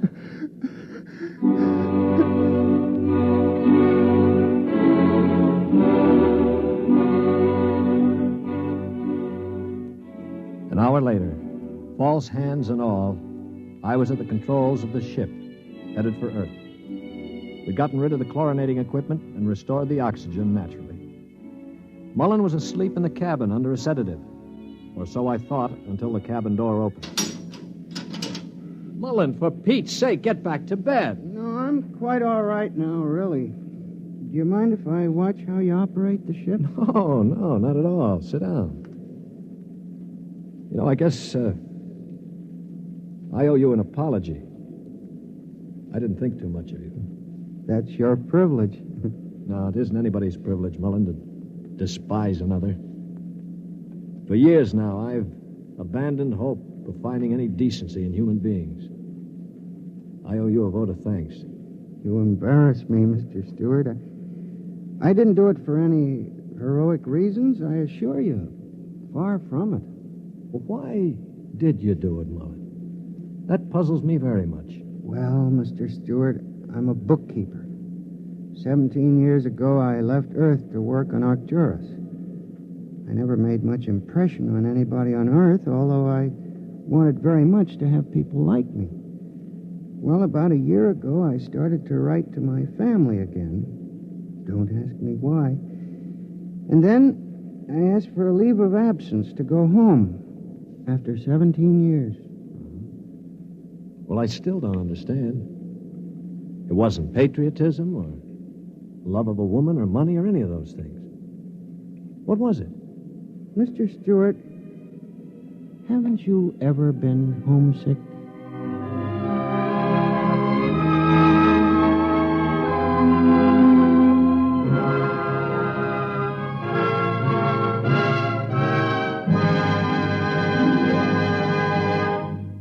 You have just heard X-1, presented by the National Broadcasting Company in cooperation with Galaxy's science fiction magazine, which this month features A Gun for Dinosaur by L. Sprague de Camp, a story of hunters in the bloodiest and most ferocious arena of all prehistoric Earth, where hunting reptile heavyweights is no job for human lightweights. Galaxy Magazine on your newsstand today. Tonight, by transcription, X-1 has brought you The Sea Chute, a story from the pages of Galaxy, written by Isaac Asimov and adapted for radio by George Lefferts. Featured in the cast were Lyle Sudrow, Stan Early, Bob Hastings, Mercer McLeod, Danny Ocko, and John Gibson. Your announcer, Bill McCord. X-1 was directed by Daniel Sutter and is an NBC Radio Network production.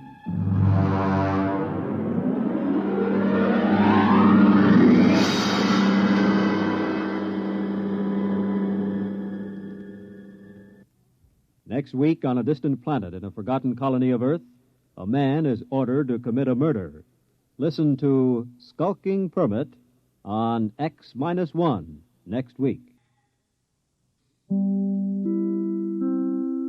In just a moment, X-1. But first, when you hear the hearty laugh and familiar voice of the great Gildersleeve tomorrow night, you know you're in for some hilarious adventures. Because wherever Gildy is around, why, somehow things never seem to go as planned. It might be his impulsive nature, or maybe it's his incurable weakness for the fairer sex. But whatever it is, the great Gildersleeve is bound to keep you laughing for a full 30 minutes. Tune in tomorrow night and meet Judge Hooker, Nephew Leroy, Housekeeper Bertie, and all the rest of the friendly people from Somerville as they join the great Gildersleeve. And now stay tuned for X-1 on NBC. Countdown for blast-off. X-5, 4, 3, 2, X-1, fire.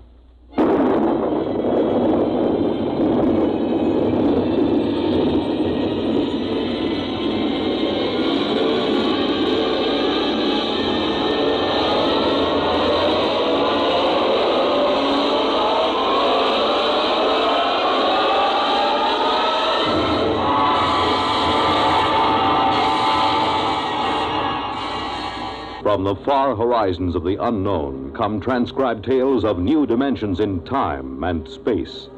These are stories of the future, adventures in which you'll live in a million, could be years, on 1,000 maybe worlds.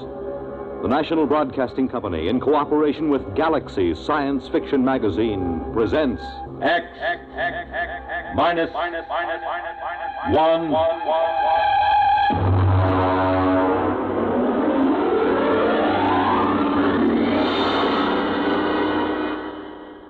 Tonight's story, Junkyard, by Clifford D. Simak.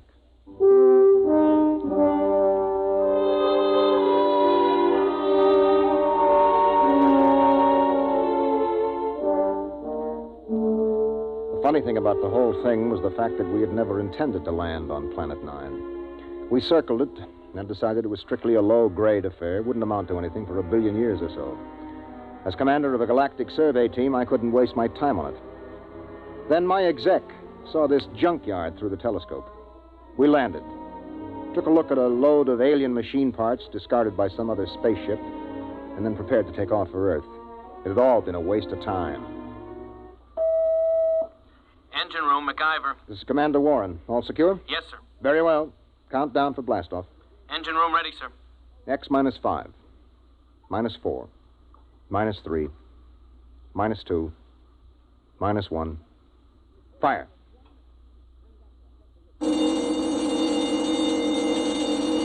Mac, what's wrong down there? Well, I don't know, sir. Brady, get the data analyzer ready. We'll have to correct for a new takeoff time. That's the first time I ever heard of engine failure before takeoff. Oh, better before than after. Engine room? Yes, sir. What's happening? You boys ready yet? No, sir. Well, burn it, man. Get going. I want those engines started. Sir. What is it? I don't quite know what to say. Well, say something or I'll have you busted. We can't start the engines, Commander. At least I can't. Well, why not? I don't know. Klein. Put Klein on. Lieutenant Klein, sir. Lieutenant, what is going on down there? Is there something wrong with the engines? No, sir. I've double-checked them. Well, then let's get them heated up or we'll be on this godforsaken planet the rest of our lives. We can't do it, sir. Klein, suppose you tell me exactly why you can't start the engines. Can you do that? Yes, sir. All right, why? Because, sir, we can't remember how. What? Yes, sir. We've forgotten how to start the engine. Lieutenant, report up here in 1 minute. Bring Dr. Spencer with you. Yes, sir. All right, Brady, where have you got it? Got what, Ira? Don't play innocent. You and I have been doing planet surveys together for 15 years. You carry enough dead weight in grain alcohol on every trip to keep you happy for 1,000,000 light years. Now, obviously, the boys in the engine room have gotten into it. Impossible. Where is it? I got a few fifths in my locker, but nobody's touched it. I checked a few minutes ago. Well, then somebody has got some in the engine room. Come in. Lieutenant Klein, sir, I brought Dr. Spencer as ordered. Hello, Doc. Did Klein here tell you what's going on? He did. How long will it take you to get these guys sobered up? I can't. Why not? Because they're not drunk. I tested Klein in my office. Now, wait a minute, Doc. Are you trying to get me to actually believe that these men, intergalactic engineers with years of hyperfission experience, have forgotten how to start the engines of this ship? That's right. You You're serious? Dead serious, Ira. Something, somehow, has caused these men to forget how to start the engines. There it was. It fit in perfectly with a lot of other annoying little things that have been happening to us ever since we put down on Planet 9. It was to have been a routine exploration of a low-grade, uninhabited planet. Some routine exploration. All right, Klein, now listen to me. Do you have manuals aboard, engineering manuals? Yes, sir. Take the engine room boys and study those manuals. They'll tell you how to start the ship, won't they? Yes, sir. Okay, get going. Doc, I'd like you to stay here with me and Brady for a minute. Okay. Report back to me, Klein. Yes, sir. Okay, Doc, you're supposed to be an expert on space medicine. What is it?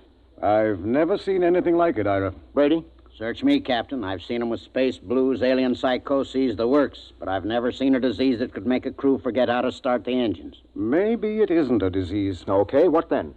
Maybe it's a deliberate thing. You mean they're faking? No, I know Klein and the others too well for that. I mean, maybe there's some outside influence. Doc, we've surveyed this planet from top to bottom. We know there isn't a living cell on it. What about the junkyard? What junkyard? Oh, he means that pile of rusty space engine parts we found. The boys nicknamed it the junkyard. He's right. Somebody put it there. Well, we know that another spaceship landed here. We know that from the blast marks on the rock. We know that for some unexplained reason they took their engine apart and tried to put it together again.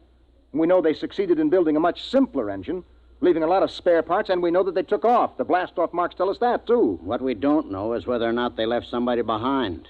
Or something. What about that stone tower, Ira? The boys looked it over. It's just a pile of stones. They probably threw them together as a shelter while they were rebuilding their engines. Oh, that sounds too simple. I don't like that tower, Ira. Why not? I don't know. It was scary. It had that black look about it. The smell of death. I felt it when I walked past with Klein and MacIver. Oh, that's the Celt in you. Banshees and spooks. I still don't like it. I need a drink. Skip it. We should be ready to blast off in a few minutes. Engine room. Engine room. What's going on down there? Engine room. Lieutenant Klein. Daddy? Is that you, Daddy? Did you bring me a present?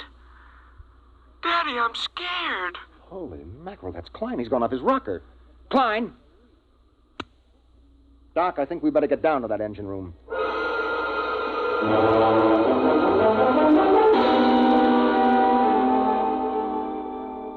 When Doc examined Klein, he found him to have the mind and memory of a 6-year-old. That's it, Ira. Something drained Klein of his memory. And that's as much as I can tell you. Well, that's a big help. Here's the manual he was reading. Well, at least we can follow this manual and get off this stinking planet. Hand it to me. Right here.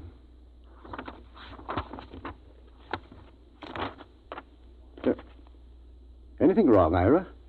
Is it all there? It's all here, Doc. This is the engine manual that tells all about the engines. How they operate, how to locate trouble, how to fix them, how to start them. Well, what is it then? You're sweating like a pig.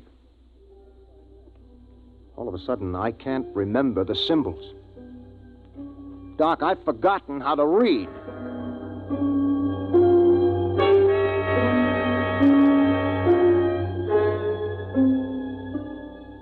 I left the engine room and went out through the lock to stand on the outside platform of the ship. I looked over the junkyard where the metal of the rusted engine parts gleamed. There was a riddle there. A riddle we hadn't been able to figure out. Why had an alien spaceship landed here, ripped out its engines, and then put together a simple, less efficient engine and taken off again? And they had worked in an awful hurry, judging by the mess they left. Why? Why? Mind if I join you, Ira? No, help yourself, Doc. How's Klein? We've made him some toys. He's playing with them. I've assigned Mac to see that he doesn't hurt himself. Doc. Yes? Have you got any ideas on what's happening to us? Well, man experiences incidents, gathers knowledge, knows emotions. Then, as he grows older, he begins to forget those experiences, forget that knowledge. That's what life is, a long series of forgettings. Here on 9, in some impossible way, the forgetting is speeded up. It happens overnight. No, there's more to it than that. Well, I'm going back to my cabin and try to get some rest.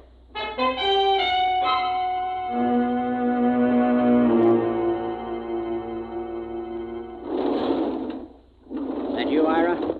That's me, Batters. What gives? We're in a jam. There's been planets I wouldn't mind being marooned on, you know. But this ain't one of them. There's something here, Ira. I can feel it. Yes, I can feel it myself. Maybe we should have looked around more. Klein looked around. Klein was the one found that tower. Bertie, that's right. He did. He said he didn't like it. He said it scared him. In the morning, Bad Ears, we'll go and see that tower.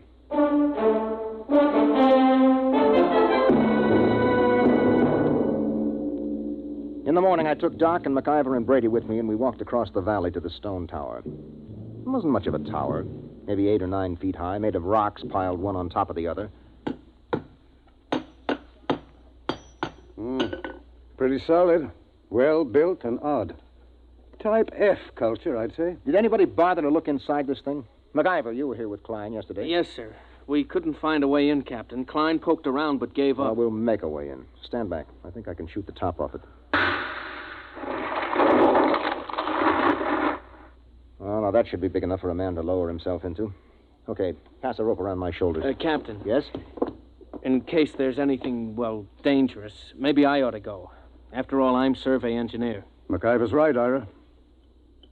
Okay, Mac, your responsibility. Yes, sir. Just fasten the rope under my arms. Mm-hmm. That's it. Now, I'll climb up and lower myself in. If I pull twice, haul me out. One pull means okay. Give me a hand, Brady, huh? How about a quick shot of whiskey first? Never touch it. Ready? Yep. Can you see inside? Black as a tomb. I'm going to lower myself. Pay out a little rope. Well, it's been lovely. Here we go.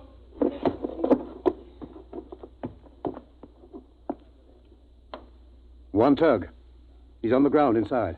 Yeah, I wonder what he's found. I still don't like it. Oh, Brady, there's probably not a thing in there except a few... There's 2 tugs. 3. Come on, haul them out. Heave. Yeah, Brady, help me through the top. Right. Easy now, Mac. What the heck is in there, anyway? Mac?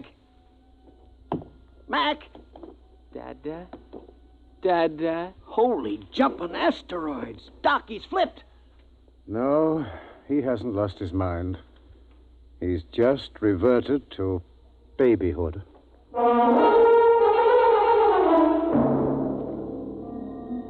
We stood there at the foot of the tower, stunned. MacIver sat on the ground, happy as a clam, playing with his fingers and talking happy little nonsense syllables. Doc, take a look at him. Make sure that he's okay physically. Check. If it's fright, his pulse will be way up. Mac, let me have your hand. That's a good fellow. Now. Good heavens. What is it? I've forgotten what the normal pulse rate is. Pulse? Doc, let's get out of here. Brady, pick up MacIver and bring him back to the ship. Come on, let's get away from this tower.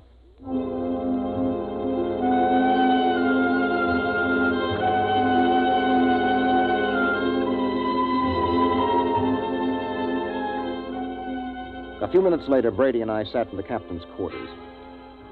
He didn't do much talking, just sat and tipped his bottle to his lips ever so often.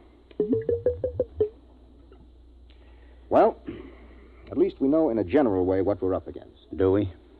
We know there's been knowledge lost, important information forgotten. Check. Now, that memory, that lost skill, that knowledge went somewhere. Maybe there's something in that tower that takes it away.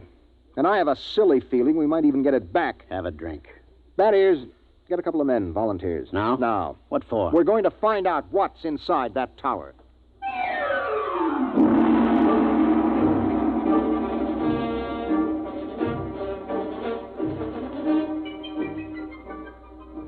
We lowered a rotating infrared movie camera into the tower, took some pictures, and went back to the ship for a look. There was something in there, all right. Now, as far as we can determine, this thing we photographed is shaped like a watermelon standing on end. The movement of the hairs all over it suggests vibrations, such as an antenna of an insect. Underneath are wires leading to terminals that seemed plugged right into the thing. You think it's a form of life? My guess is a combination of living organism and machine. After all, man and machines work together. The difference is that man retains his individual identity. Well, since it doesn't locomote, somebody or something must have put it there. Exactly. It looks like some kind of communication organism. If it is, it's a communication machine that is built to take in information rather than pass it along. Doc, do you really think that egg in there has been stealing our memory? Why not? Well, because it's too wild. That's why not. It's no wilder than a lot of other things we found. Say that egg is a device for gathering knowledge. But there's no knowledge here to gather. I mean, how often does a ship land on an out-of-the-way melon like this? Wait a minute, Brady. Who says that knowledge has to be collected here? What? I said, why do we assume that knowledge has to be collected right here on Planet 9? We forget things back on Earth, don't we? Good Lord. Suppose you were some race setting out fish traps for knowledge, and you had plenty of time to gather it. Where would you put your traps? On a planet swarming with intelligent beings where the traps would be found and destroyed or their secrets snatched away?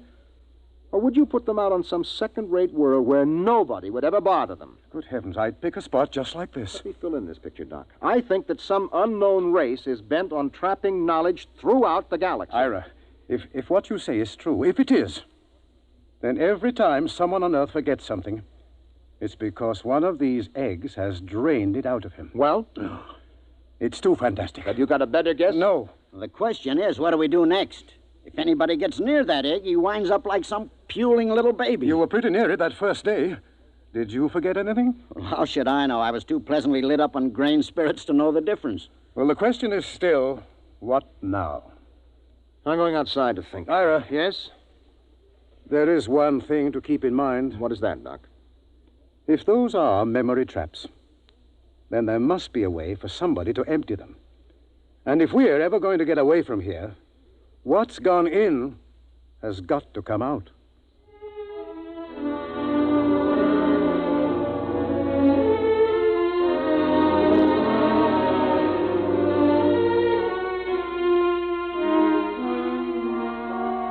I stood out on the platform of the ship and tried to make some sort of pattern of it. Forgetfulness. That was the key word. All through the galaxy, in every culture, there was forgetfulness. There were lots of learned theories, of course, kinks in the brain, neuroses, data processing. But suppose they were wrong.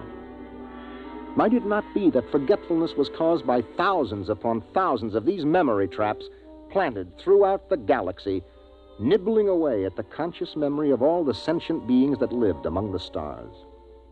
On Earth, a man forgets slowly because the traps are far away. But here, in their very shadow, a man forgets suddenly. And then another thought entered my mind. What kind of race had set these traps? How did they empty them? How? Brady. Huh? Where do you keep your liquor? Not cheap. Come on, where? It's in my locker. Get it out of there, all of it. Ira. That's a direct order. Okay. All of it. That it? Yeah. I never thought I'd see the day when you pulled rank on me, Ira. If you confiscate this stuff, so help me, I'll never Who forgive said you. anything about confiscating? That is, have you ever really hung one on? I mean, just got pie-eyed drunk? Let's see. Yeah, there was once on Mars. Was that the worst? It was beautiful. Took me 3 days to sober up. They say I fought off the whole galactic patrol for hours. Well, do you think you got enough here to get that polluted again? I got a pretty good supply, Ira. Well, that's good, because in 1 minute, I'm going to give you a direct order to hang on the biggest, most monstrous drunk in the entire history of the universe. But first you have to volunteer. I volunteer. No, not until I explain why I'm doing this. Ira, this sort of project don't need reasons. It's a pleasure. Let me finish. You know that egg up in the tower? Yeah? The minute you get near it, it grabs your mind, wipes it clean, right? Yeah. And a lead space helmet doesn't shield you, as we saw with MacIver. Right. Now, Doc thinks this egg is a kind of communications thing. It must be. Okay, you're a communications man. What do you do when you can't shield a communication? Well, that's easy. You scramble it. Any fool knows. Holy mackerel. Exactly. Are you still game? You think it'll work? I don't know. I think it might. Well, suppose it doesn't. You'll be a babbling infant like Klein and MacIver. If we don't stop that thing, it'll happen anyway. Unless we can remember how to start the engines. Okay, Ira. I'll do it. When do I start? Right now.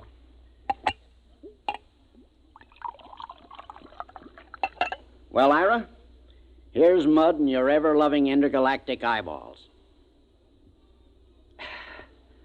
You know something?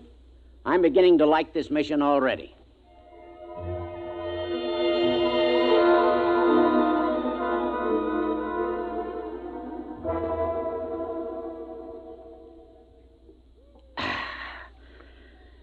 Well, that kills the last bottle. How am I doing, Ira, old buddy? You're not drunk enough.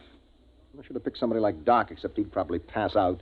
I'm not drunk enough, huh, old buddy pal? Not yet. Well, then, in which case, old buddy, I'm going to have to do something I never like to have to do. What's that? I'm going to have to go into my extra special emergency reserve supply. It's a little supply I keep in case of getting marooned on a planet, you know? I don't like to go into it, but in this case, it's my duty.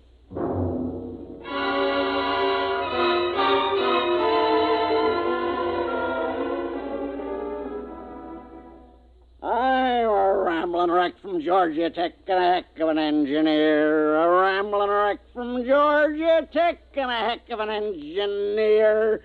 Woo! Blast off! Okay, I guess you're ready. What do you think, Doc? Most amazing thing I've ever seen. Is he drunk enough? What I want to know is what's keeping him conscious. Okay, Bad Ears, on your feet. Help him up, Doc. Right. Rambling wreck from Georgia Tech. Let's go, Bad Ears. Right. Rambling wreck from Georgia Tech.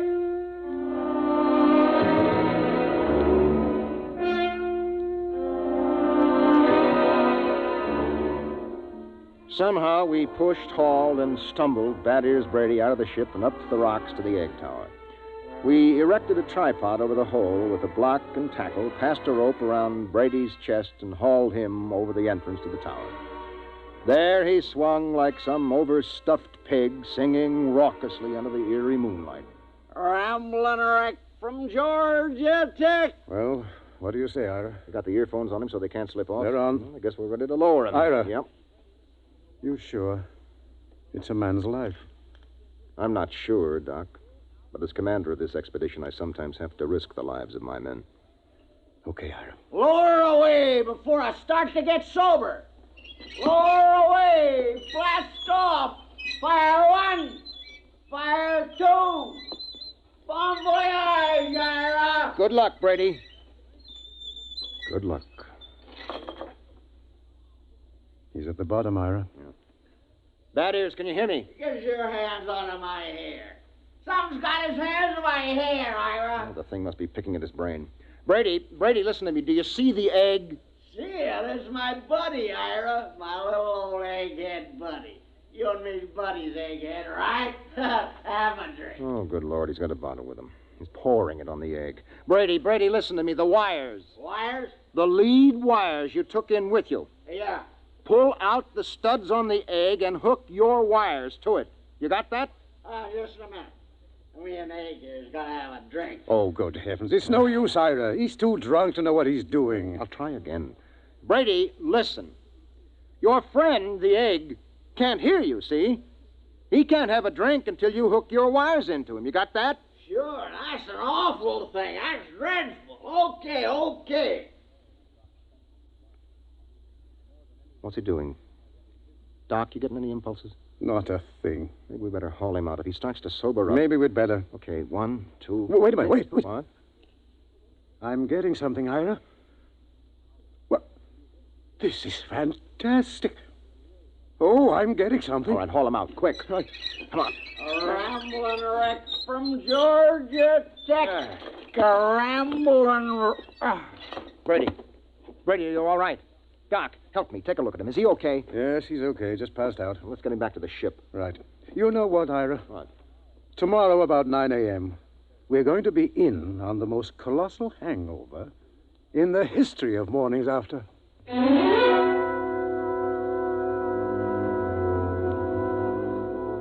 We were in on more than Doc Spencer had bargained for. More than any human being had any business being in on. Oh. Well, Brady, how do you feel? Shoot me. You turned the trick. The tower. You hooked into the egg. The stuff is rolling out now. Doc and the boys have got a recording hooked up. The stuff they're listening in on is enough to set your teeth on edge. What stuff? The information that mind trap has been collecting for hundreds of years. It'll take us years to sort it out, but we're getting some of it straight already. Any of our own stuff? Plenty. Anything on engines? Well, not on our engines. So? We got the dope on the junkyard engine. Mac and the boys are helping to get it assembled. We're ripping out our own engines and just keeping some of the parts. Another junkyard, huh? Another junkyard. The engine we're building now is superior to anything ever built. Pretty handy little gadget, that egg. Only one thing. What's that? Tell Doc if he comes across a good hangover remedy to let me know, huh? Oh.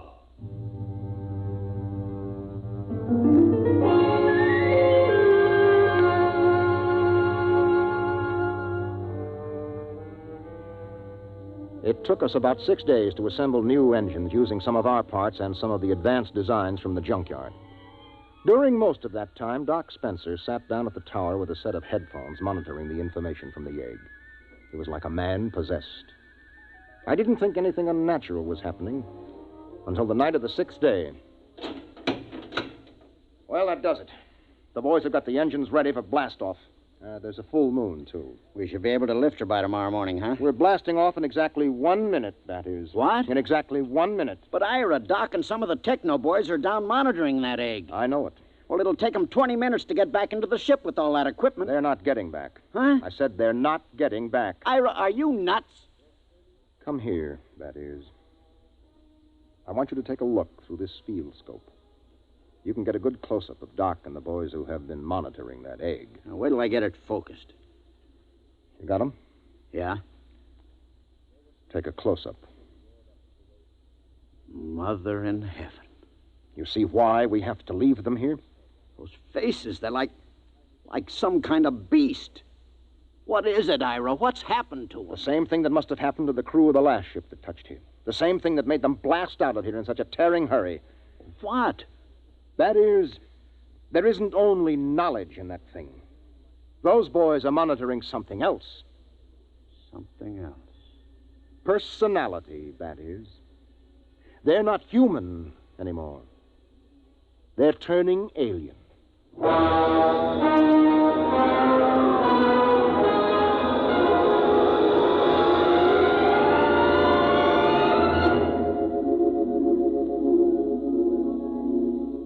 They were still there when the ship roared up away from Planet 9 and pointed her silver nose toward Earth.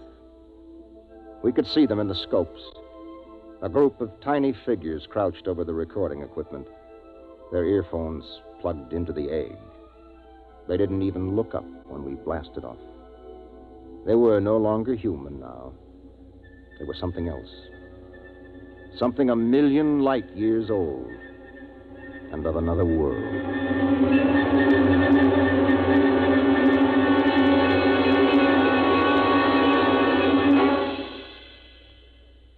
You have just heard X-1, presented by the National Broadcasting Company in cooperation with Galaxy Science Fiction Magazine, which this month features the R. DeWitt Miller story, Swenson, Dispatcher. The story of a shrewd but unscrupulous spaceship dispatcher who tries to best the rival airlines by unethical means, and with most surprising results. Galaxy Magazine on your newsstand today. Tonight, by transcription, X-1 has brought you Junkyard, a story from the pages of Galaxy written by Clifford D. Simak and adapted for radio by George Lefferts. Featured in the cast were John Larkin, Bob Hastings, Mercer McLeod, Stan Early, and Jack Orison. Your announcer, Fred Collins. X-1 was directed by Daniel Sutter and is an NBC Radio Network production.